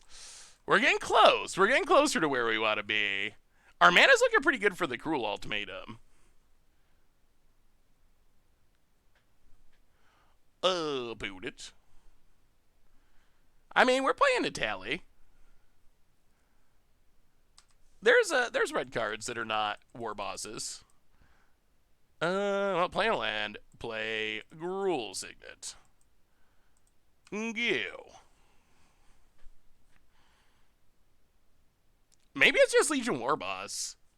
Legion War. Maybe it's just that we keep getting janked out by that card. Have I ever tried Peleus? I do not know what that is. So, no. 1, 2, 3, 4, 5, 6. Well, play a mountain. We're close. Not quite. These signets throw off the math. 1, 2, 3, 4, 5, 6, 7. Yeah. So the colors aren't quite right. We need like one more source of something. Now, pass the turn. One more mana source. And that unlocks essentially our entire hand. Can we... I don't think we can make it work, right? So if we have black... Oh my goodness. So we need 2 red. Is this actually going to end up with us being able to cast something? Blue, black. Oh, okay. Maybe we can make Cruel work. Just barely. All right, well, let's try it. I feel like our opponent's got a counter of some kind, but they do.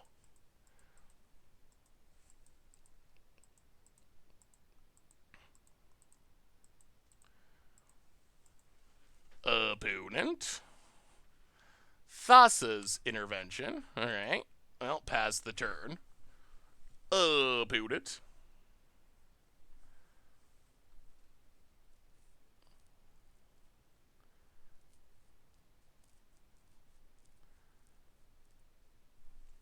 Pump fakes. I mean, we're still one land away from casting a bunch of other stuff. At least the augury. Opponent. Swans of Bernargol. Passes. Well, let us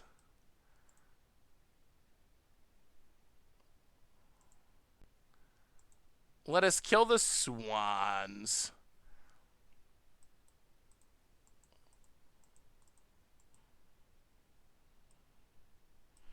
Yeah. Graveyard and top. Golos is good. We haven't seen Golos yet. Yeah, getting rid of the swans is important. I'm sure. Okay, so our opponent's deck is looking kind of interesting. They must have just had a very aggressive draw last game. All right, so let's Golos. Tutor up a. Oh my goodness, green. I don't know if it matters actually. Let's take a. Yeah, let's take the Triome. Katera Triome. Go. All right. What do you got about it? 5 cards in hand. We're getting to our big stuff. And once we start casting our hand, I feel like it's going to go poorly for our opponent. Like, these cards are so powerful. Even if they kill the Golos. All right, opponent does manage to kill the Golos. Gives back the swans.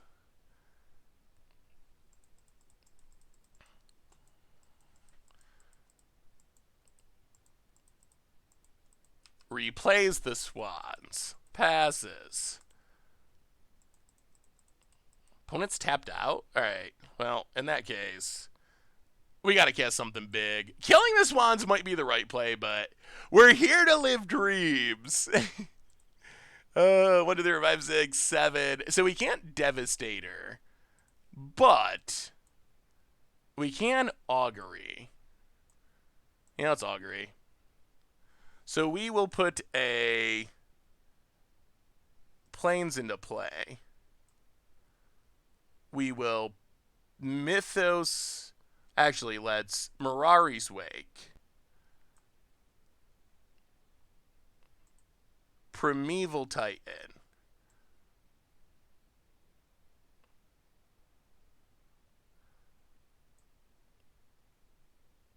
Get some lands.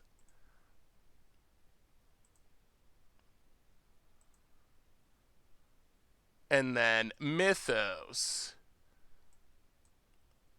on Primeval Titan. Get some lands. All right, that was a decent turn, I'd say. And all right, opponent, you got a swans. Well, we'll see. Swans can do some crazy things. Like, if our opponent can hit their swans and draw cards, they could have us here. They could. It is definitely possible. Yeah, I don't even know. We lost some good cards, but I feel like, considering that we have this Apex Devastator and this Genesis Ultimatum, that just ramping and then casting these cards is probably good enough. We don't have the right colors of mana at the moment. Alright, so opponent takes down a Primeval Titan. And next turn might be absurd. It might be. Mizzix. Okay, alright. Opponent's fighting the good fight. Playing the control role. But I got bad news for you, opponent. That was just the start. Opponent hits us. We untap. So, 1, 2. Can we do everything? Is a question. So this needs red, white, and green. Tap, tap. Tap, tap. Tap. Tap. Well, step 1. Devastator. Cascade, a little bit. Yeah, Devastator's, oh my goodness. Maelstrom Wander. Cascade a bit more. Treasure Map, sure.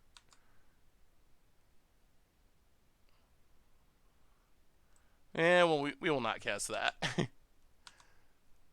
Maelstrom Archangel, add that to the pile. Fired Ultimatum. Apex Devastator. Does anyone play this in their commander decks? This is the first time I've ever cast Apex Devastator. It's been tonight in this cube. Does anyone play in commander? Because it seems like absurd. It's absolutely insane. It is silly. Oh boy. Can we keep this? Once we get to 8 mana, you know what? We're going to keep it. Our opponent's deck was not as aggro. We're probably going to get janked out by Legion Warboss now that we kept this hand. Feeling comfortable after not getting janked out by aggro last game. Mythos of Elune is interesting. Opponent. Swamp End. Signet. Sure. Well, there's a prime time if we get to it. Tap, lag, go. Opponent. Come on, no Legion Warbosses, please. Karn. That's a good card. Makes a... Wow, they're trying to go aggro still. Well, we'll play an island. Gruul Signet. Go. Not a bad draw. Opponent. Wow, they're going all in on this card. Beat down Plaid. Sure. Combat.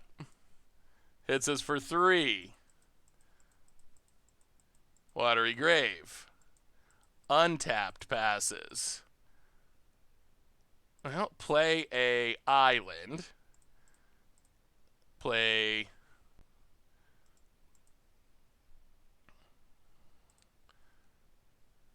Dimir Signet. Play 1, 2, 3, 4, 5, 6.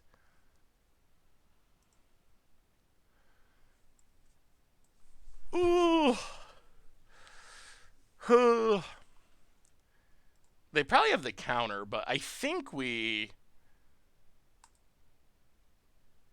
copy card. Attempt to copy card.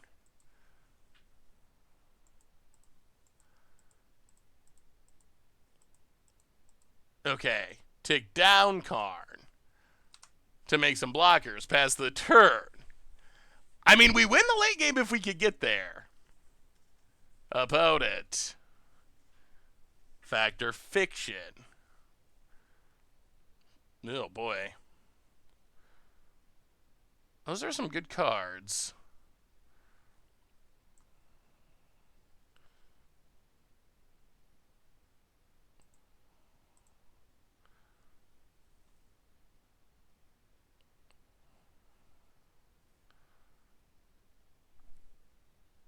Shark on its own?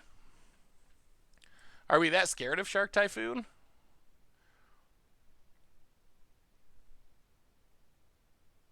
Yeah, Goggles is fun. Our opponent's deck actually looks pretty sweet. Game 1 was just a really weird draw, but our opponents, they're living the dream. They are. Jeez, I don't know how to split this.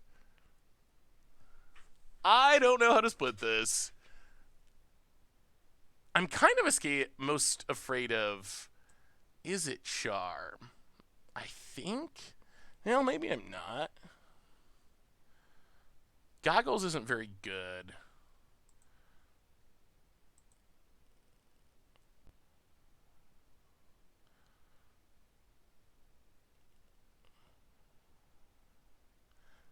For 5. Maybe it is Shark by itself. I don't think I'm super scared of Goggles. Huh.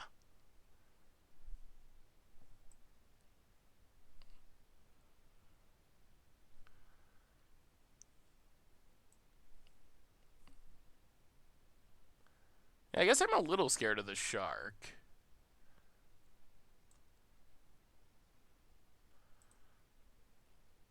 All right, let's do that. Shark and land versus other stuff. So what we want to do is, in theory, we get to Primeval Titan. Okay, they dump the shark. In theory, we get to Primeval Titan into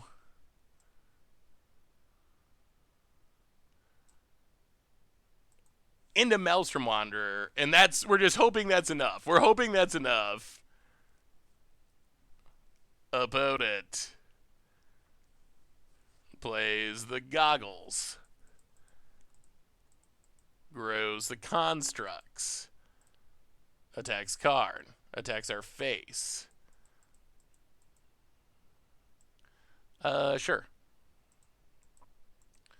Karn down. We untap. Ooh, cool. Go to combat. Kill our opponent's Karn.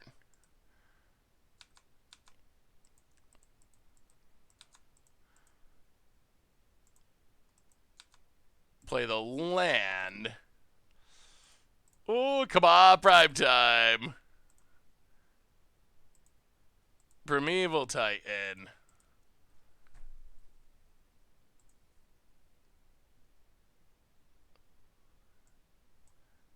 Gets us.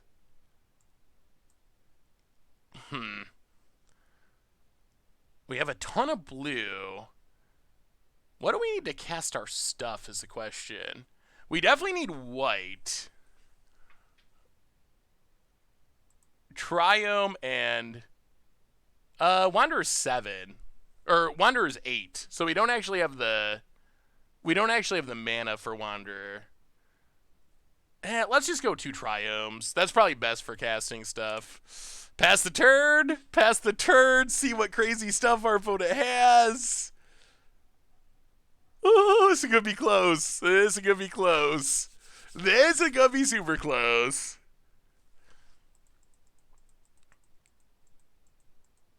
Yeah, I think we have enough mana to play around the charm now. About it. Copying something. Yeah, opponent's deck's sweet. I will say. Yeah, I'm just worried about us living this turn. Collective Defiance. Yeah, that does it. Yeah. Yeah. Good on you about it. Oh! All right, one more. One more. We'll see how far we get, but let's jump into another one. Oh, our deck was so sweet. Maybe we gotta be like super aggressive. Wow, this draft started right away. Maybe you gotta be aggro. That feels against the spirit of this cube. But it did seem like the people who were winning the most were the people who are just like going full on aggro. Take Thassa and go towards a Blink deck. Blink is fun. Yeah. I don't know about Ral. Might take Thassa. A Blink deck could be interesting. Like, what else is there? Expel ramp card.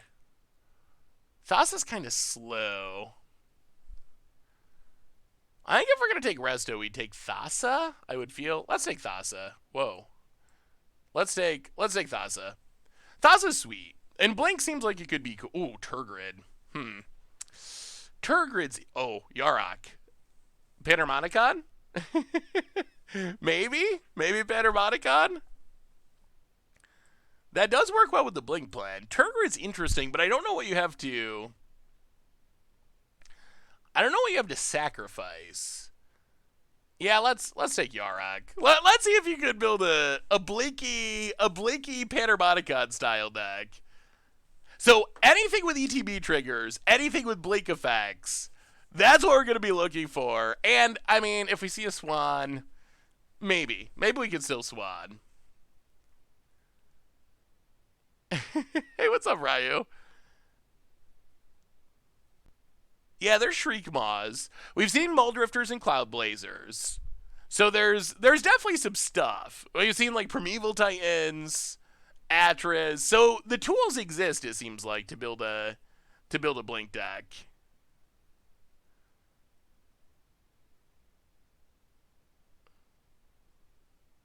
Going into white seems possible. Still gonna want to make sure our mana is decent, and I mean, I guess having cheap interaction is a way to punish the people janking around. Okay. Oh, this is interesting.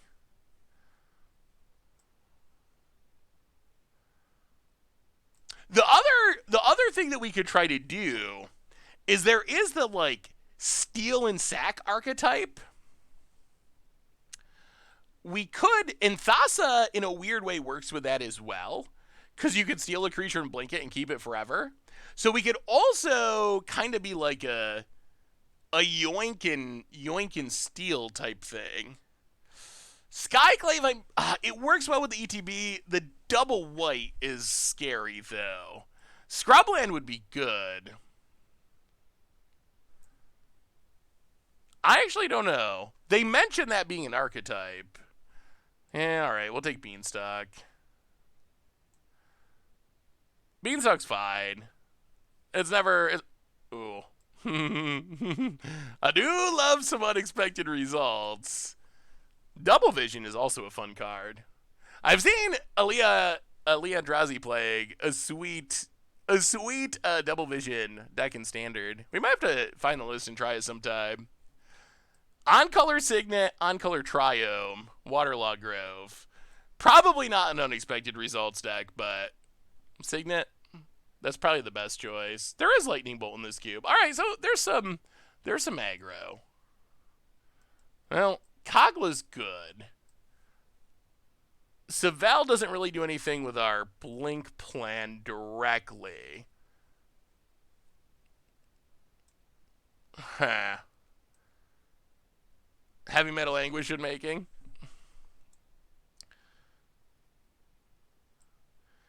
We already have Thassa. I think we take Kogla. Closet? You really want to take Closet? So far, I'm worried that we don't have anything to blink. We got all these blink effects. Circunius Rue, welcome to the Fishbowl. Thank you so much for your subscription. Big super cheer for you. Thank you. I think we take Kogla, and I think there's a chance that other stuff comes back around. I don't think that Closet is a high pick, so it probably comes back around. I mean, Karuga's not bad. That is the thing that we can blink and draw cards. Escape to the Wilds is good, but we'd have to splash it. Incubation Druid is fine. For each player choose friend or foe, each friend returns a creature from the graveyard to their hand. Each foe sacks a creature. Carrion Grub, okay. All right, let's take Karuga. I mean, it's not 100% impossible that we Shriekmaw. Shriekmaw is exactly what we want. What does this do? Reveal the top 7 cards of your library. Oh, that's the thing with a bunch of creature types. All right. I don't think we have that. Shriekmaw, though, maybe we could actually do a Hans. South North, welcome to the Fishbowl. Thank you so much for your subscription. Big super cheer for you. Thank you. Wow, this is really interesting. Seagate Oracle, really good. Avenger, also a good finisher if we want more top end. The question is whether the cheap card advantage. I don't think we can actually Hans in this deck, although I get excited every time I see Hans. Oh, also, I don't think I showed you this yet. What are we taking? Alright, we'll take Avenger. Can we do anything with this? Whenever you cast an X spell, create a... The other question is whether we're going to try to companion the Karuga. That would influence our choices. I mean, I guess Nissa's fine.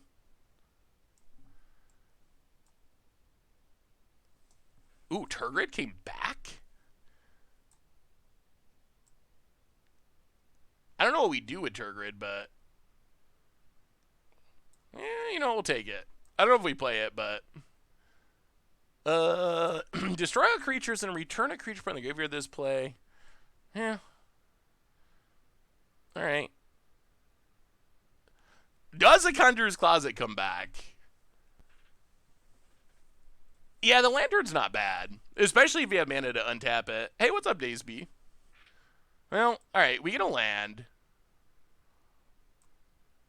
Didn't get the Triome back, but we get the land back.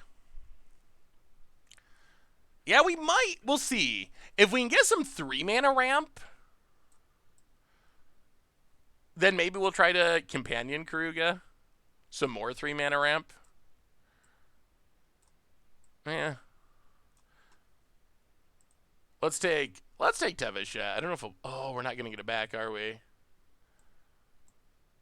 Oh, all right. So someone else is in our colors, it looks like. When it enters the battlefield, mill 4 cards. All right. So Panharmonicon Blink Shenanigans. Duplicate is a good ETB. Boy, look at this curve. Well, I don't know if we're playing Tevesh yet. And technically we can do that. I guess it's not that bad. We are a little... yeah, I guess it's not that bad. Duplicate? Duplicate or Dream Eater? Those do seem like the easiest choices. Mesmeric Fiend's fine. Although, it would keep us from companioning Karuga, if that matters. We'll take Duplicate, I think.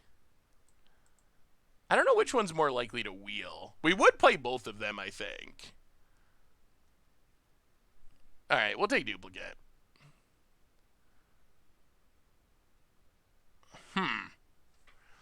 Oh, Elite Guard Mage is really good for blinking. That's like one of the best creatures to blink.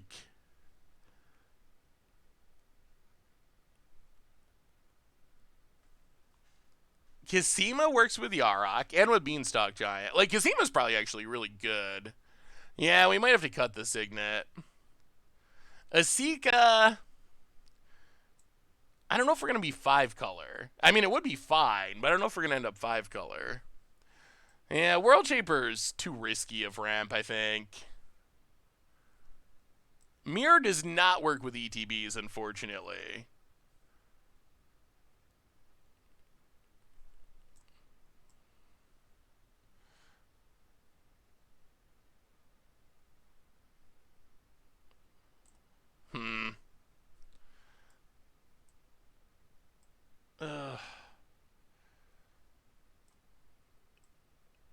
Alright.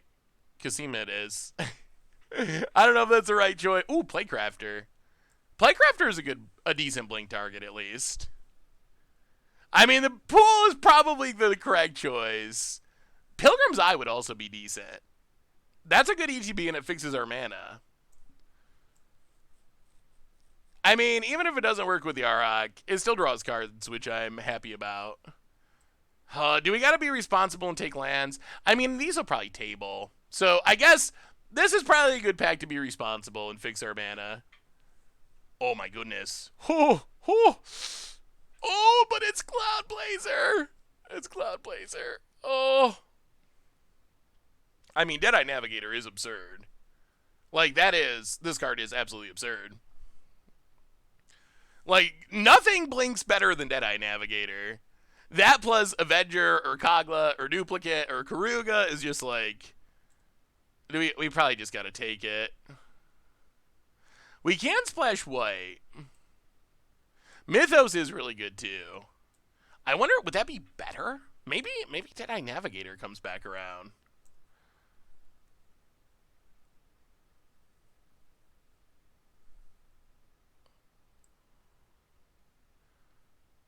Ugh, all right. We'll take Navigator. Oh, this is the decision point. I don't think we're gonna be able to companion. Like, we gotta have ramp to cast our stuff, or we're just gonna be super slow. Stuffy Doll's cool. Wait, it's not even in the pack. Marin is interesting. I kind of feel like we have to take the Signet, or this deck's just not going to work. Oh, it was in the previous pack? It is sweet. I don't think we have the tools to really make it good. In this deck, in specific. Yeah, the dream of companioning might not actually be practical, unfortunately. Frostfang or Iskanta? I think it's just Signet. Like, I think the Signets are really... Wow, no one wants the Signets. I mean, we take this Kinnan. Kinnan can put our big stuff into play. I mean, we'll still play Keruga in the main deck, and I think it's fine. All right, we'll take Kinnan. Now that we're off the plan of Rot Farm. Now that we're off the plan of companioning. I mean, Godpharaoh's Gift is interesting, but we probably just take Rot Farm. I mean, I think our deck's coming along. Oh, can we? Wow. Can we splash? This Valkyrie seems like it would be interesting. Well, I guess we got the Dream Eater, so we don't have to deal with it.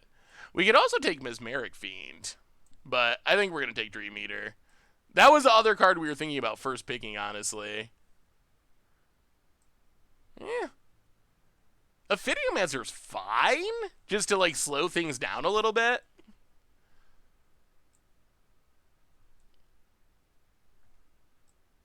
Oh, yeah, that is true. The bounce lane is bad if we have Yarok out. I guess we could take Debtors now.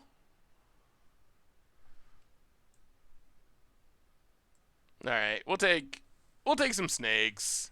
Double off Colorland, I guess. The goggle. Well,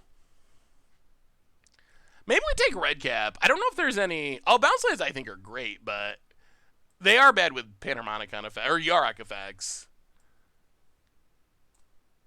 This card makes me sad. I don't know why it can't just destroy a land. Why can it not just destroy a land, any land? Take some sideboard cards. Bounces are awful, really. I mean, I can see that in some commander play groups if you have people like me that always play strip mine. Oh, chat, I gotta figure this out. Maybe you can help me with this. Thanks to the awesome Vorthos Mike, who you might know, I have Hans. It's a print. It's not the original, which was super expensive, but I actually have it. It's here. So now I got to figure out, does anyone know how to, like, what the easiest way to frame this is? Like, I don't want to just staple it to my wall or whatever. Does anyone know, has anyone have any experience framing Magic prints? Oh, no one's drafting red, apparently.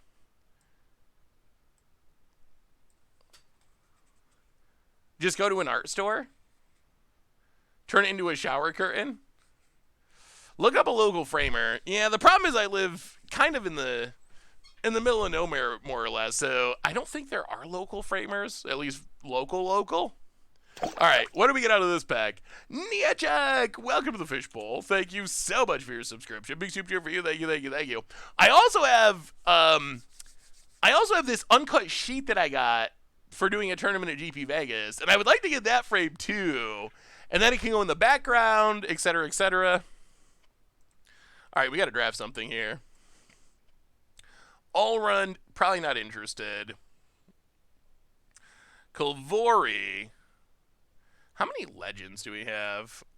Probably not really enough to care. We already have so many 6-drops. Cavalier of Knights sort of interesting. Villainous Wealth I might take just for fun. Like, it is a fun card to cast. I kind of just want to take it. Zavala is good, and it does work with our plan. How can we not take? Yeah, Worm isn't leaves, it's when it dies.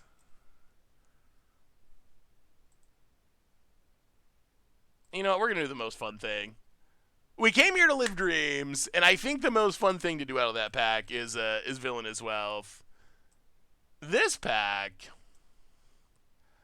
not much. I guess Lotus Cobra is fine. Windswept Teeth to get a forest. Yeah, I mean, I guess Cobra does double up if we have Yarok. And Ramp is good. All right, well, we'll take it. I like Living Death a lot, but I don't think we are. I don't think we are built for Living Death at the moment. I feel like people in this cube drastically underrate Signets. Signets come around way later than I would expect. When you cast a Curature spell, so that doesn't really work. Signet? Yeah, Chilean is awesome. I just don't know if we want to go into a third color. Last time we went full on 5 color, but this is only ramp for creatures, though. I feel like Signet's just better than Shaman. Let's take Signet. Shaman might. Oh, yes! Oh, what is the bestest thing you can blake? And that is Muldrifter is on the list. And it doesn't even require us to go into a second color. All right. I mean, Yarok. Oh. Who? Instant sorcery artifact. Do we have enough to make it work? Oh. Almost certainly the answer is no. What else can we take? I mean, Goose is fine. Not right colors, not right color. Oh, Burning Room seems sweet.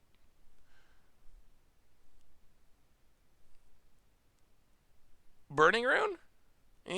No one on the Burning Rune plan?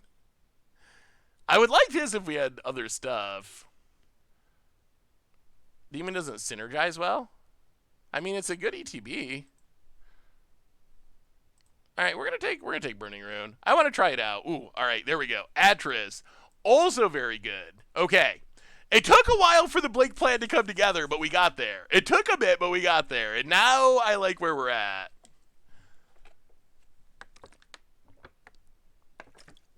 And we have the Villainous Wealth, which is going to absolutely wreck people, hopefully.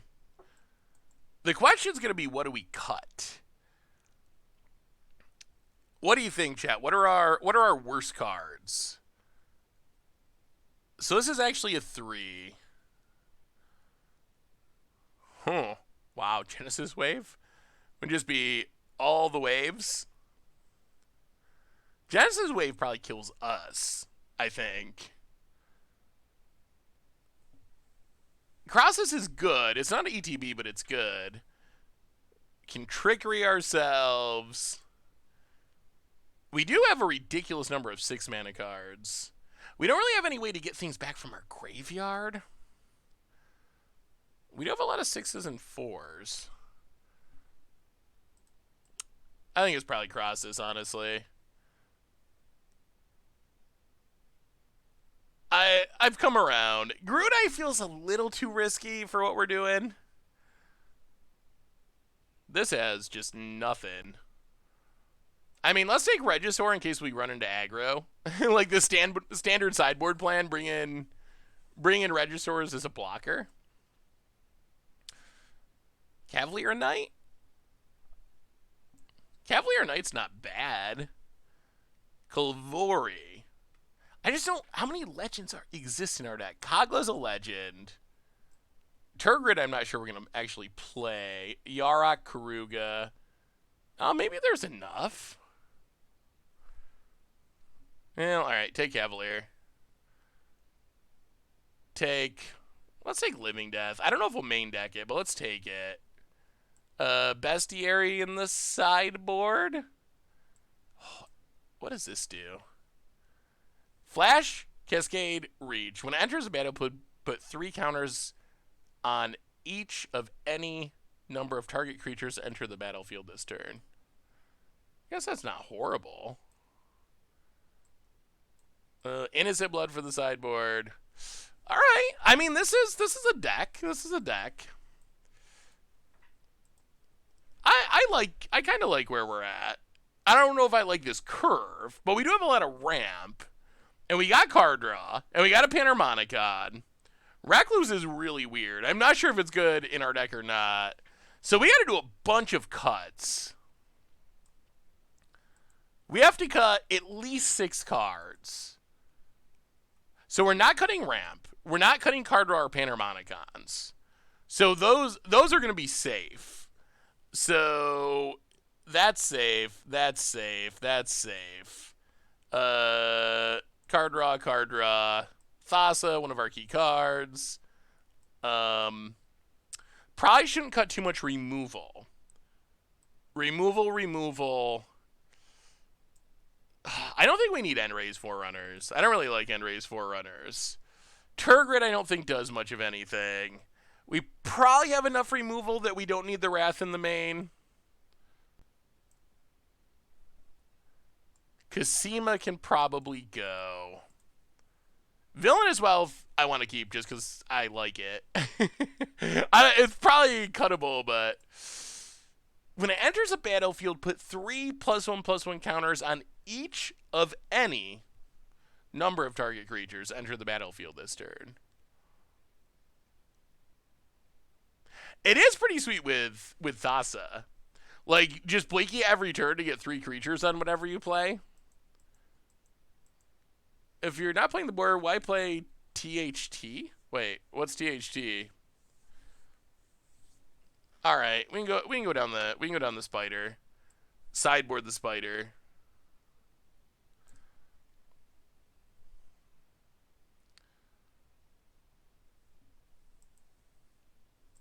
Yeah, Kasima is good. Whenever land, okay, you may put a voyage counter. If you don't, return it to the battlefield with X counters and draw X cards. So weird. I don't actually think it's a enter the battlefield trigger. Demon seems the worst. So when it enters the battlefield, we get to tutor for 2 things. We don't have any way to get stuff back from our graveyard, and we have a ton of 6-drops. All right, I can buy that. I do kind of want Kasima. I mean, I think Demon is really powerful, but I'm not sure our deck is constructed in a way to take advantage of it. Like, I'm not sure. The easiest way is to have 2 similar cards to tutor up, but if we want, like, a Villainous Wealth, it's almost certainly going to end up in our graveyard. My argument for Kasima might just be that maybe we just have enough card draw. We have Atris, Muldrifter, Karuga. I guess that's not that much. Crosses. I don't really want to cut ramp. I could see cutting a Fidiomancer. A Fidiomancer doesn't do much. I think maybe Kasima's just better than a Fidiomancer. No. We played against a bunch of aggro decks. We went 1 and 2. We definitely did the sweetest things out of anyone that we played against, but a lot more aggro than we thought. Cut the boat. Wait, boat? Kinnon's kind of expensive too if you're playing it for its activation. I mean, it's a little bit for the activation, but also we do have a decent number of signets. Let's try it like this. I feel like this looks fine. I don't think we got any synergies or any full-on combos. There's synergies just blinking it, but I don't think we had enough for Murderous Redcap. All right, here we go. Panharmonicon time. I feel like Panharmonicon style decks, they want a lot of mana. I think it's fine to be 17 lands in ramp. I think we would rather, because we have a lot of card draw and we have a lot of expensive stuff and we're likely going to always have a full hand, I think the pinch is actually probably still going to be on mana. Like, I feel like that's mostly been my experience playing Panharmonicon style decks is usually because you draw so many cards, you don't have enough mana to cast them all. So hitting all your land drops is worth it. And we do have, I mean, we also have like Deadeye Navigator that we can blink an infinite number of times. We have Villainous Wells. So I feel like I would rather play a little bit too much mana than too little mana in this deck, I think. Ooh, we got the Villainous Wealth. Alright. Okay. I mean, we're going to keep this. Ramp into Villainous Wealth. Hope for the best, I guess, is the plan. Forest, go. I mean, I'll banner Monagon anywhere. If you give me a chance, I will make it happen. Mountain, opponent. Well, play on the land, play a Lotus Cobra, go. Opponent. Anyone wish they'd pour their energy into Moto instead of Arena? I wish there was a way that they could do it all together. Well, Forest. Add a blue. Beanstalk Giant. Fertile Footsteps. Get a swamp. Add a green. Cannon. And Tuya. I mean, we're off to a pretty sweet start. We're off to a very sweet start, actually. I wish there was a way that Arena and Moto could go together. There's things that Moto does that Arena does not do, and there's things that Arena does that Magic Online doesn't do. But the fact that it's split up and you got to have multiple collections, etc., etc., etc., that's the part that I kind of dislike. I'll play the Forest. Oh, I don't think we can cast this big enough yet. Play the Forest, add a mana. I guess we just Atris. Red out Atris. See what we find. I think we're one short of Kinnan, right? 1, 2, 3, 4, 5, 6, and we need 7. So next turn, assuming we hit a land, we can activate it. Opponent's all about the bounce lands.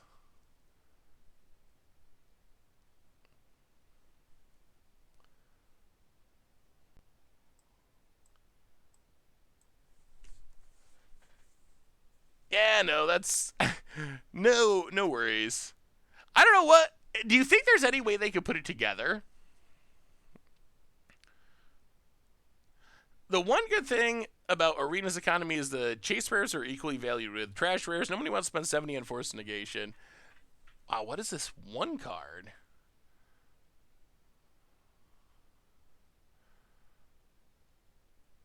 Huh. Alright. Oh, it's Navigator. Well, play the Signet. Go attacking.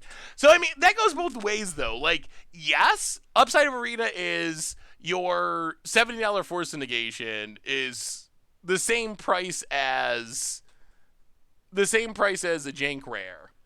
On the other hand, the downside of Arena is your 0.01 cent rare is just as expensive as every other rare. So it kind of goes both ways, I think. Huh. 6 mana. No double blue, though. And that's a Mirari's Wake.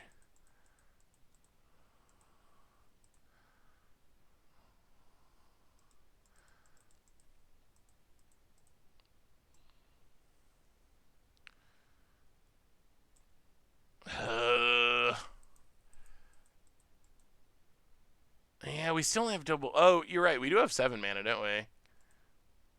I mean, I guess we can spin Kinnan. Is that the best thing we can do?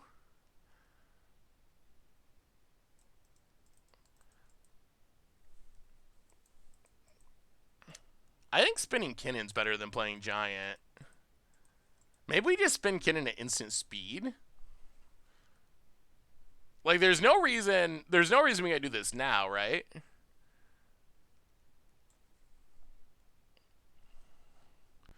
Karuga's only a draw 1?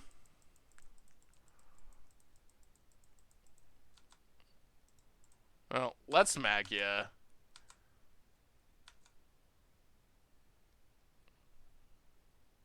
Yeah. Spin it to win it, spin it to win it.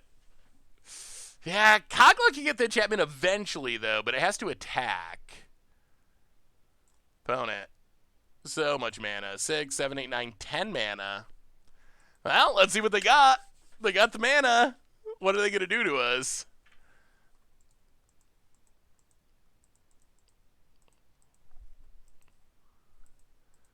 Opponent.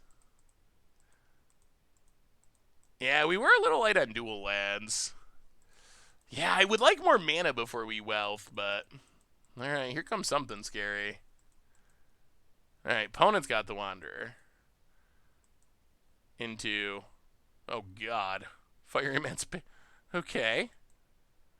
Sure. Uh-huh. Well...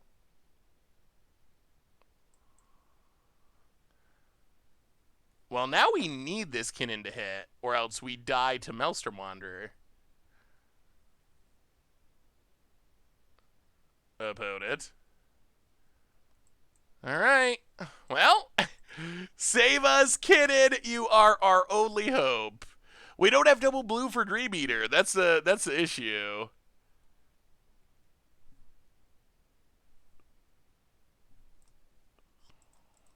Well... Alright. Oh, we gotta hit something.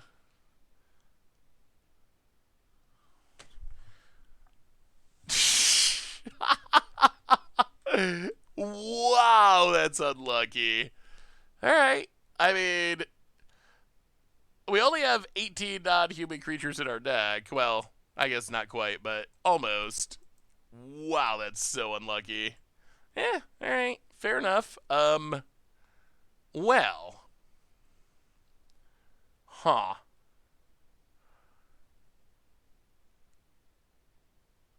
I think that... we were taking... Our opponent had a 8-power hasty triple damage creature, so... We're going to take 24 from that one attack. I mean, duplicate? We're good. Avenger? We're good. Even just like a Yarok or a Cavalier, Shriekmaw, Muldrip, anything, any creature, and we're fine, but, eh. I guess we just run it back. I mean, Maelstrom Wanderer is obviously pretty busted. We did some crazy things with it last league when we had it. Well, You know what? I think we just run it back. If we had a second blue source, or did not run horribly with Kinnan, I think we were just fine, so... I think it's just bad running. Well, we got the Kra-Kra. The last Kra-Kra was not a good Kra-Kra. Yes, that's fine. Seems good. Do a little ramping, draw a few cards, opponent's mulliganing to 4.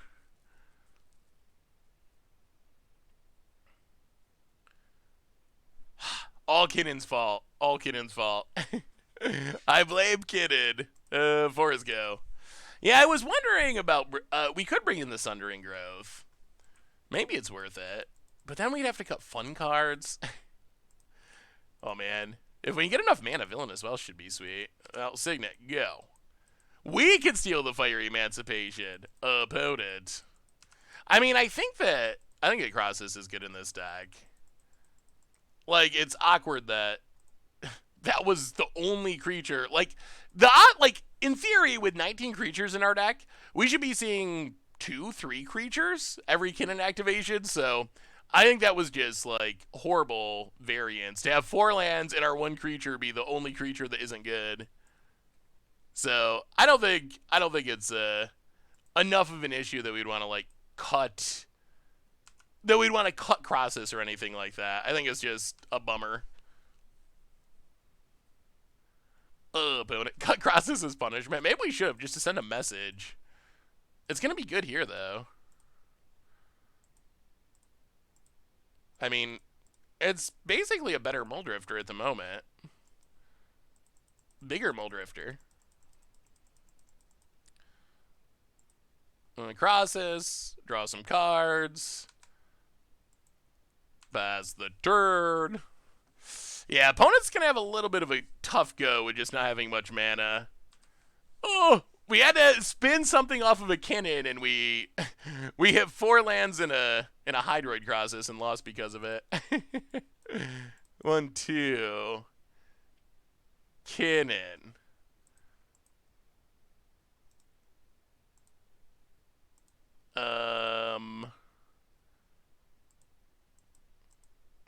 Muldrifter. Go to combat. Smack ya. 1, 2, 3. 1, 2, 3, 4. I really want to get to like 6, I think. 1, 2, 3. 1, 2, 3, 4, 5, 6. We might just go for it. We might. Ooh. Oh. I don't know. Do we trust Kinnan? Do we cast a big Villainous? Well, there's so many possibilities. Go to combat, get and hit ya. They could have a counter. You know what? We're gonna do it. I think this is 100% the wrong play for winning the game, but I want to cast a villain as well, so we're gonna do it. I mean, the risk is they counter, untap, and do what they did last game, and that is avoidable. But I would really like to resolve a villain as well. So, Villainous Wealth, you X6.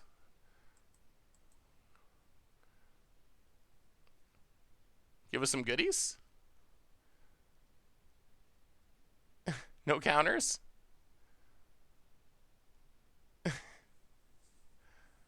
Opponent. Oh, sweet mother.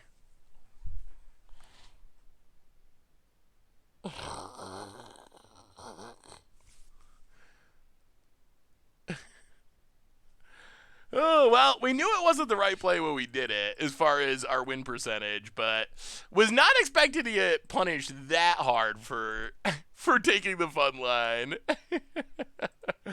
Well, let's see what they got. Opponent's only got 3 cards in hand. What might they be? They also have the most mana I've ever seen. Opponent.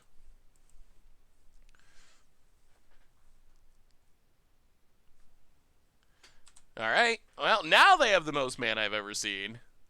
Nyxbloom Ancient.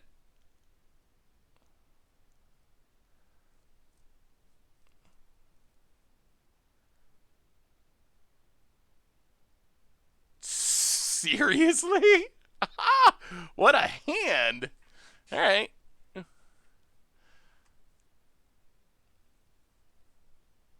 Fiery Emancipation, Replicating Rig, About Sled, a Maelstrom Nexus. Yeah. Crags Marsh Flats. Was their hand really Spell Swindle, Nyxbloom, Genesis Ultimatum, and something else? Wow, what a hand.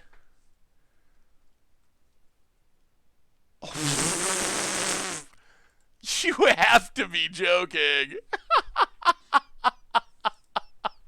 Wow. Well, I gotta say, our opponent was living the dream, and I appreciate it.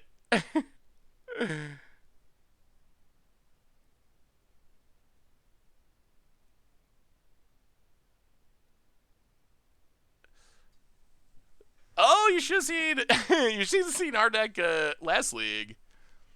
Yeah, I mean, I guess we should have not done the fun thing and just tried to win. Because the thing is, like, if we just left up Dream Trawler there, or Dream Eater, we are like 100% to win. But, I mean, we're trying to live the dream. You don't play the Live the Dream Cube and then play it spikily. At least that's my theory. Like, why do you... I mean, if you're going to do that, you might as well go, play Rogue Mirrors in Standard. Uro Mirrors in Historic before it gets banned. Grind out those Sultai wins.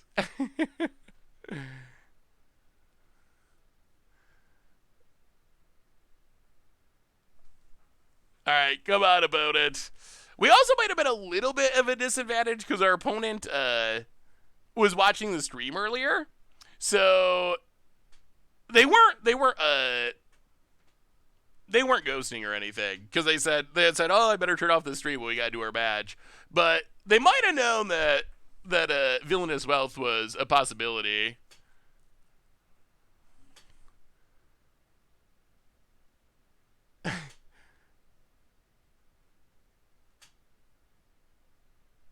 All right, will anyone play us?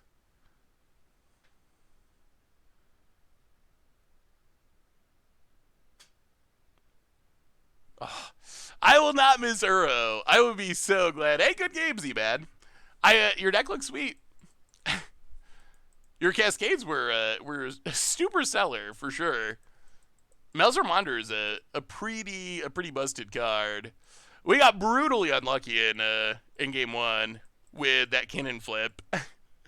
We have 4 lands and a Hydroid Crosses in our 19 creature deck, so we whiff like ridiculously hard on that.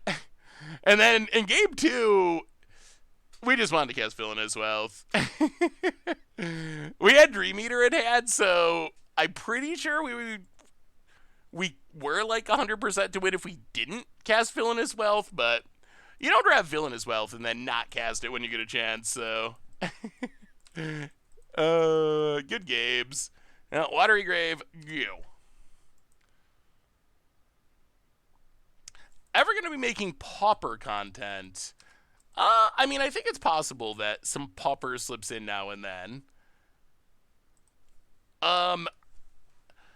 I don't know. The Pauper meta keeps going through up and down stages. Would you like to see more Pauper?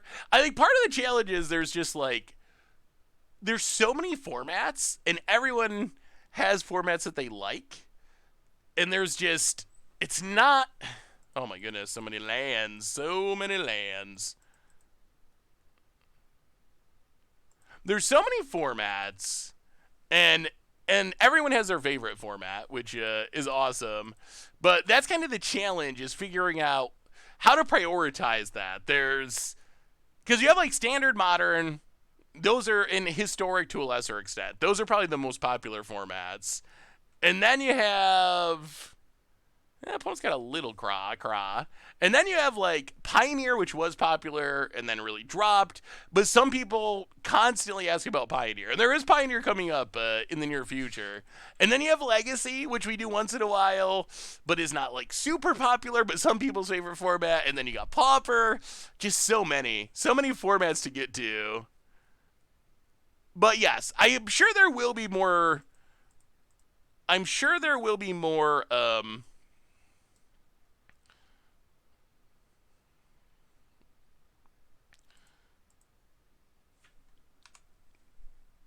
More Pauper content in the future.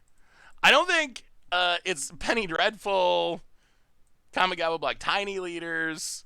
there's so many, infinite. So I'd be surprised if we had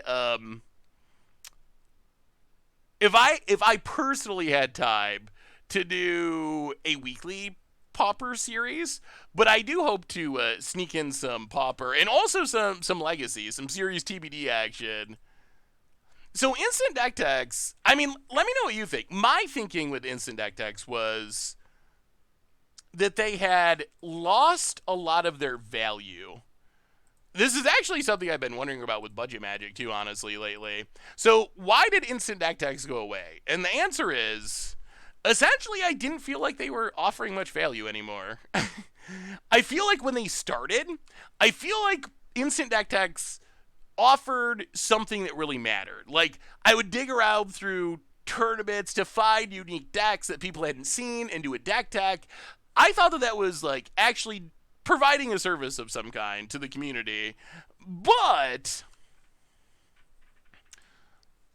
now we are in the world where everything is played on stream almost instantly.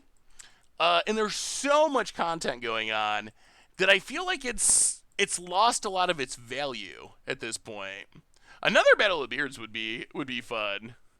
So yeah, so that's kind of my feeling on it. And that was kind of what I landed on. Like, if there was a deck that was cool enough to. And it also has to do with just the content that I've made. Like, when we started Instant Deck Techs, I didn't really stream. So I was playing many fewer decks each week. Now with 3 streams a week and like 3 to 4 YouTube gameplay series a week, and some streams we play multiple decks, we probably play 7 to 8 to 9, not even counting Commander, decks a week between all the series. So if there's a cool enough deck, then hopefully it'll just be featured, is what I'm thinking. And yeah, so that was kind of my goal. Is if a deck was cool enough that I want to deck tech it, I would just try to make an actual video out of it.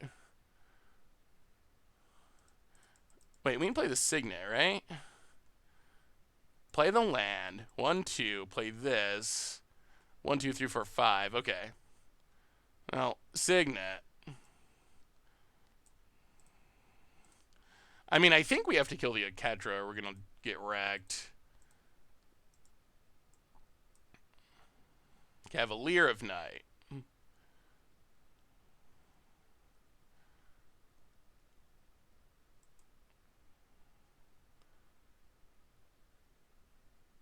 Sack Muldrifter. Get rid of Aketra for the time being. Just kidding. Opponent sacks this Alpha Spirit. Well, we'll see. That's an Aketra if they play a bunch of creatures. Instant Deck Techs got me back into Magic. Always a fan of YouTube, but never got to catch a stream this side of the Atlantic. Thanks for everything. Keep up the good. Well, thank you, Guaposaurus Rex. Well, it's not a creature. That's good at least. Unfortunately, we're taking 8 from this Aketra, which is less good. Well, something good? No.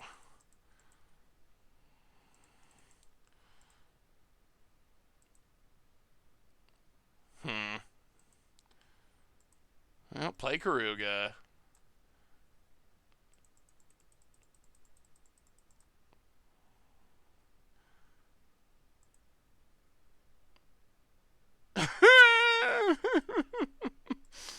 Oh boy. Oh boy. Well, maybe this deck is just bad. Or maybe we're running bad. I don't know. But, this is not going that well, I wouldn't say. Well, get on a Cavalier. Go up to 10. Opponent. Gonna draw some extra cards.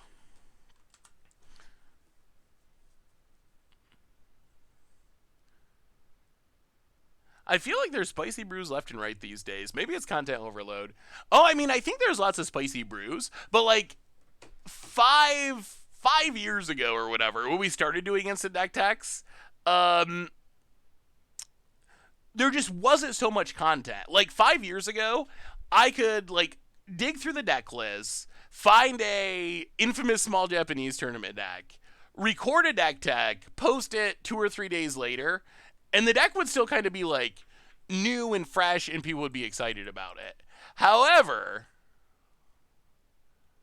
yeah, we're going to lose this. However, now there's 100 people streaming at any given time.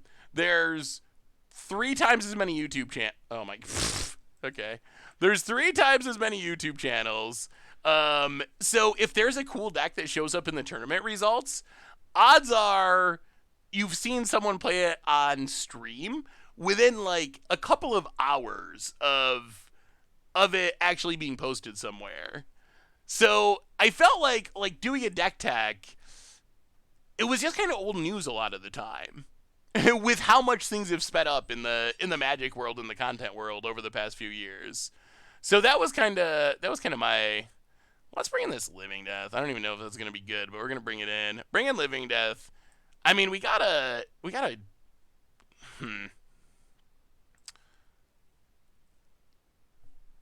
Yeah, this is not. I mean, I guess that game we just drew infinite lands. Kind of disappointing. I feel like this deck should be at least kind of sweet, but instead we just end up flooding and flooding and flooding. Maybe we don't Living Death. All right, run it back. Yeah, we have run like just we continue to run just like amazingly bad this league.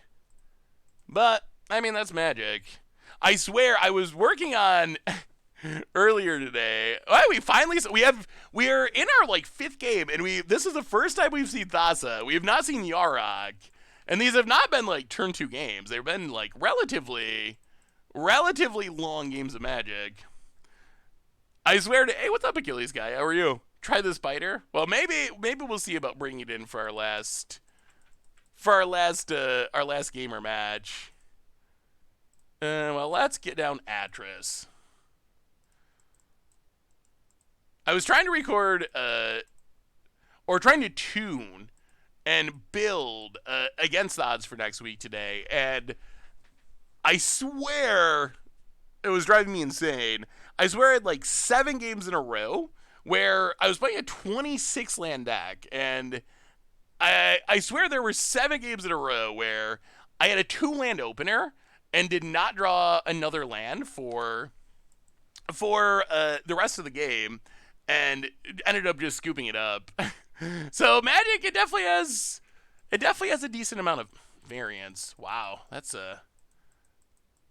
aggressive. Huh.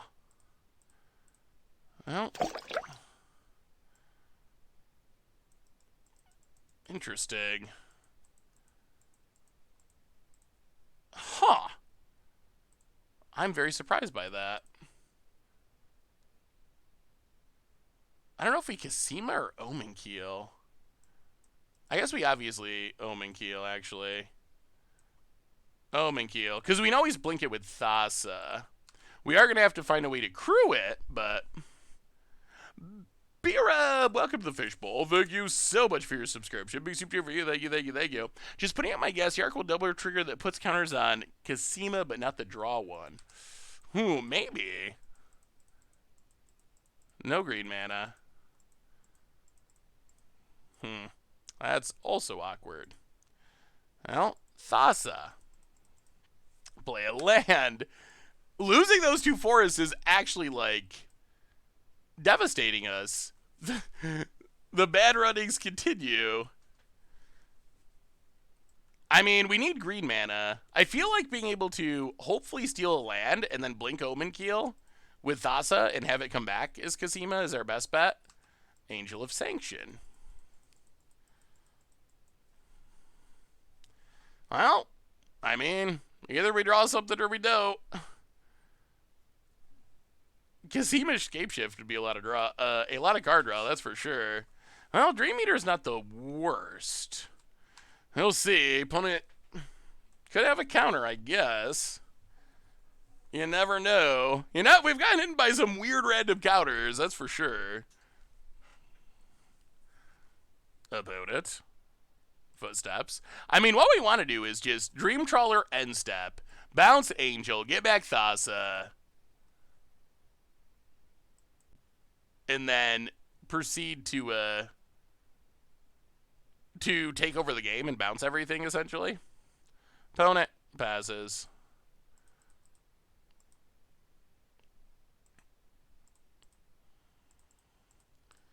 Well, play Dream Trawler.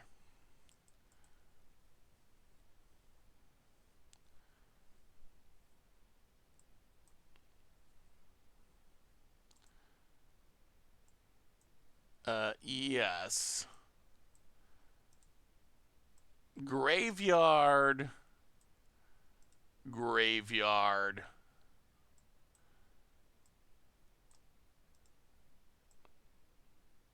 Put on top. Bounce Angel of Sanctions. Get back Thassa. Untap.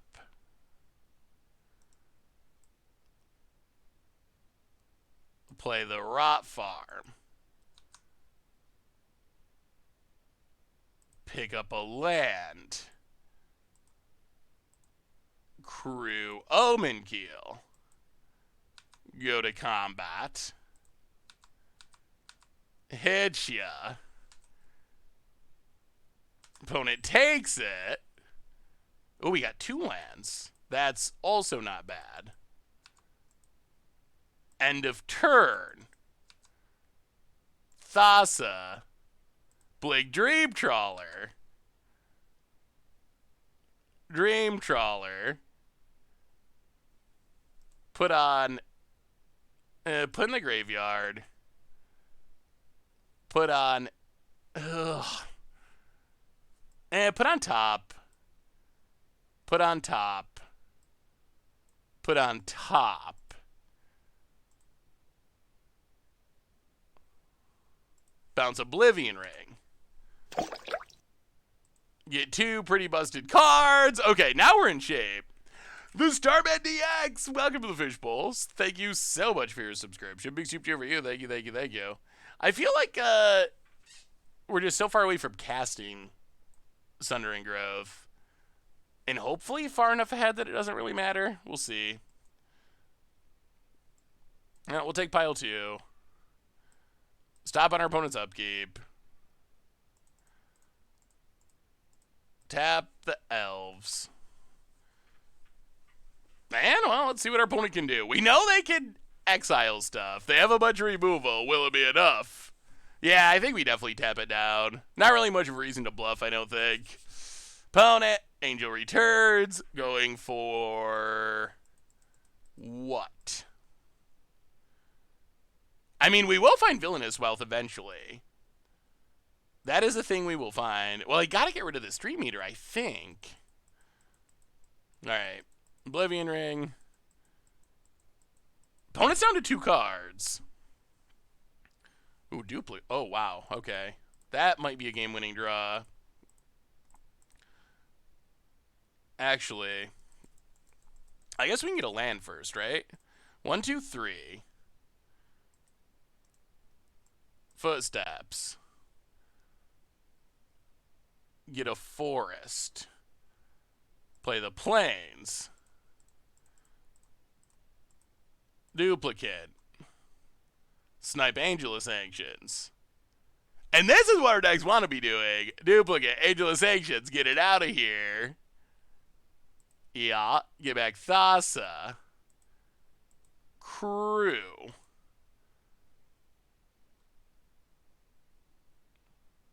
Hit ya. Excellent. Maybe we're the mill deck. We're living the dream now. It took a bit, but now we're living the dream. Opponent. Opponent's rampant, I guess. Yeah. End of turn. Blink Duplicate. Get rid of your elves. And opponent scoops it up. All right, there we go. Well, that's what the deck can do when it gets going. Dream Eater, yeah. I guess I'm used to standard. Used to standard and Dream Trawlers. Oh, we're going to try this again. We're going to try Villainous Wealth again. It can't go any worse than it did in game 1. we gotta try it. Opponent Forest. Game 1, it pretty much just lost us a game. By getting spell swindled for 10 treasures. Or match 1, rather. Well, land, go. About it. I mean, Villainous Wealth is fun, though. Trap, probably, but I think it's sweet. That's the main reason we're playing it. It's a Live the Dream Cube. Our main goal is to do crazy things. Opponent Explore. Yargle Explorer. And Island. Well, opponent's off to a kind of fast start. We'll see if they got a payoff. Play a land. Play a Signet. Go. About it. Tap land. And. It's us. Sure. Well, play the land. Footsteps. Get a forest. Pass the turn. My Live the Dream Cube would be historic without war or Elder Aid. Well, we're getting a little closer. Well, I guess Uro's not from those sets, but I wonder what Historic would be like without those sets. War is definitely very powerful. Uh-oh. All right. Krakra. Sure. About it. Hits us. Salva Spirit's kind of obnoxious. Oh, Plan Land. We too will craw. Craw.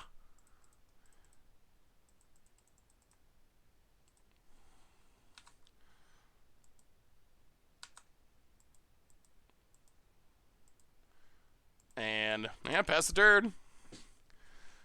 Yeah, Nissa is pretty good in that format. Opponent. Ugh. Wow, that's a incidentally really good answer to our crosses. And a Llanowar Elves and a land. Are we dead? Probably. Play Lotus Cobra. 4, 5, 6, 7. Ugh. Yeah, this isn't great. This isn't great at all. I'll play Lotus Cobra. Waterlog Grove. Add green.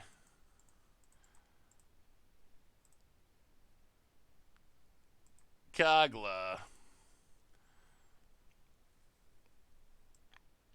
Self Savior, though. Or Self Spirit.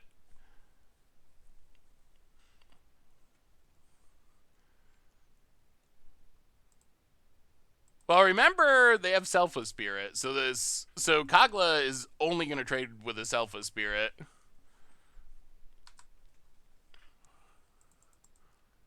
All right.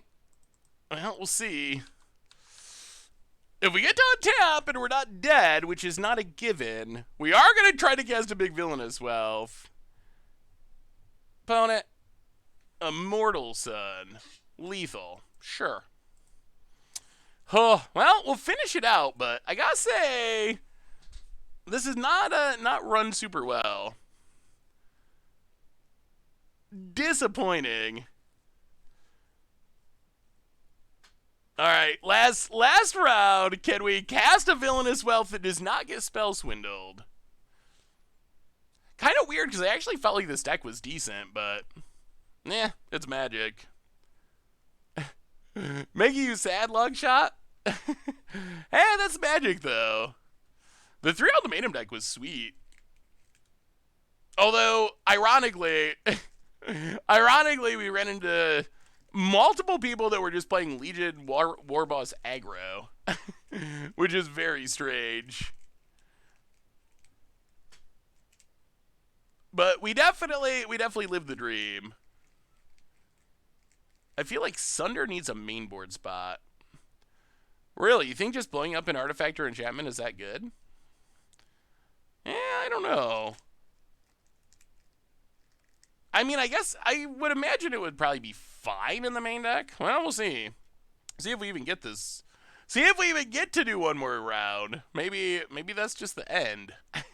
Maybe no one plays the last round. Yeah, I mean, hitting a Signet's okay, I guess. Yeah. I guess I would view it as, like, good filler. I don't know if it's something I would actively seek out for the main deck, but if I was short on cards, I probably wouldn't mind having something like a Disenchant in the main deck.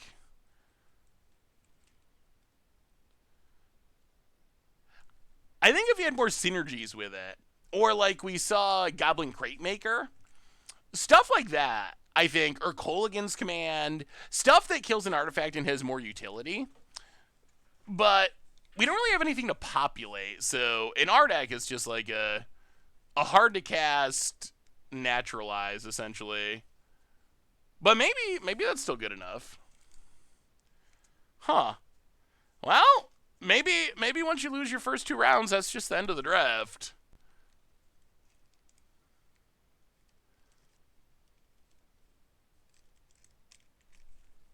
Oh, okay. Maybe we will get to do one more round. All right, we get to play first. We will mulligan. Oh, boy, maybe we regret playing one more round. Okay. Our string of of just horrible running with this deck looks like it's going to continue. About it, swap, passes. Well, Signet's something. Still needs some green mana. Yeah, I mean, and maybe it's worth it. Okay. More islands. We can cast a Cryptic Command. I don't think we can cast a Beanstalk Giant, but if we had a Cryptic Command, look out. Opponent.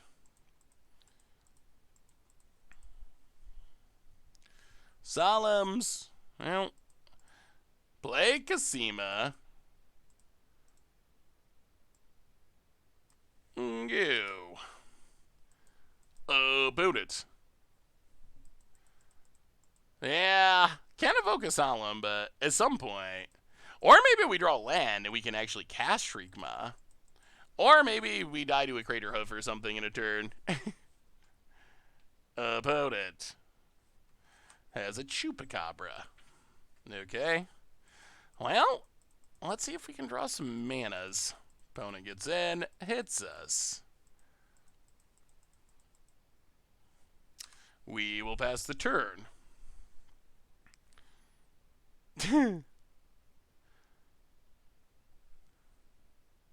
Opponent. Huh. Well, apparently Living the Dream Cube does not like Panharmonicon style decks.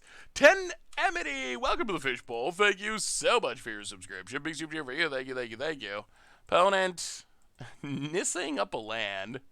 Wow.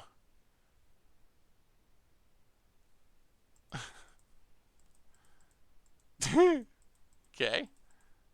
Sure. Well, yeah. No Magic was played. On to game number 2, and we will run it back. Oh, God.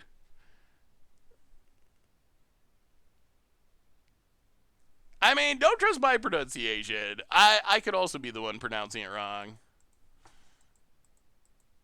Really? Why does our deck think we're mono blue? Alright.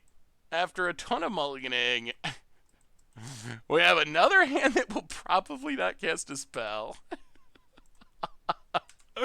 Oh my goodness. This might be just like the worst I've ever run with a draft deck. I mean, I'm sure there's been, at some point in the past, a worse one, but boy, this is, every round it's been like this. Well, I mean, I think the problem here has just been we haven't been able to cast anything. Like, that's the TLDR. We've just been essentially just color screwed or mana screwed. Well, get in for 2. If we find another land, we can cast a Yarok. Assuming this lives, which it very well might not. Opponent.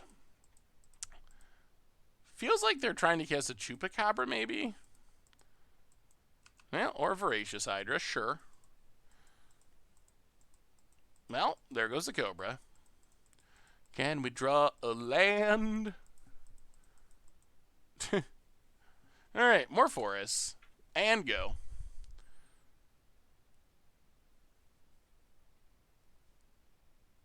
Boot it. Gannon. Yeah, I thought the deck looked pretty reasonable, but it's just been not great running with this deck. Opponent, Signet. I mean, we have a million Signets, but Nightmare Shepherd. Well, I guess this is I guess since this is the last round, we won't scoop yet, but opponent. Yeah, this is Cube Hungry. The Living the Dream Cube. What is the theme of the cube? Living the Dream, I guess. It's supposed to be about casting big, splashy late game stuff. And we've seen some decks do that really well, and had some decks do that really well. And then we've seen other stuff as well. And then this deck, we've just not really played Magic, unfortunately. Esika's Chariot, sure. And a land. And we will scoop it up. Well, that was interesting. So what do we learn about the Live the Dream Cube? I actually don't think our deck is bad, though. Like, I don't know if it's like a great deck, but boy, it was just amazingly unfortunate running through the entire league, honestly. I think it is, remember match 1? When all we needed Kinnan to do was hit any creature in our deck for us to win the game, and it hit 4 lands and a Hydroid Crossus. I think that, for some reason, I think that just, like, shifted Moto's brains into making that happen for the rest of the draft, so... Draft Mana Rocks highly. Yeah, we had five signets in our deck. I believe we had half of the signets in existence in the deck that we just played, so... Anyway, everyone, the Live the Dream Cube, it's fun. If you decide to play it, I would encourage you to do fun things.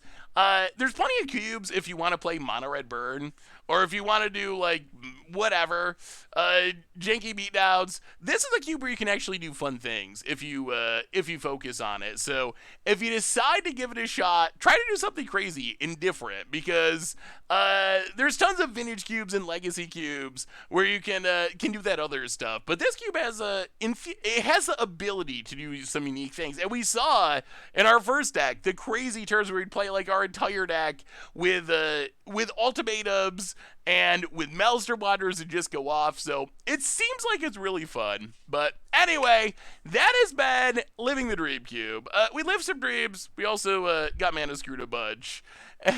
And on that note, I think that brings us to the end for tonight. So we will be back on Monday, which should be interesting, because we get the BNR on Monday, so we'll have BNR to talk about. We'll have Constructed to play. So yeah, Monday afternoon stream, 2 Eastern. On the way out the door, reminders. Replay YouTube, that's where you'd find all the old streams, including this one in the future. Normal YouTube, tons of stuff going up on there. And one more reminder that our sponsor tonight is Card Kingdom. And if you need some magical cards, you get them over at cardkingdom.com.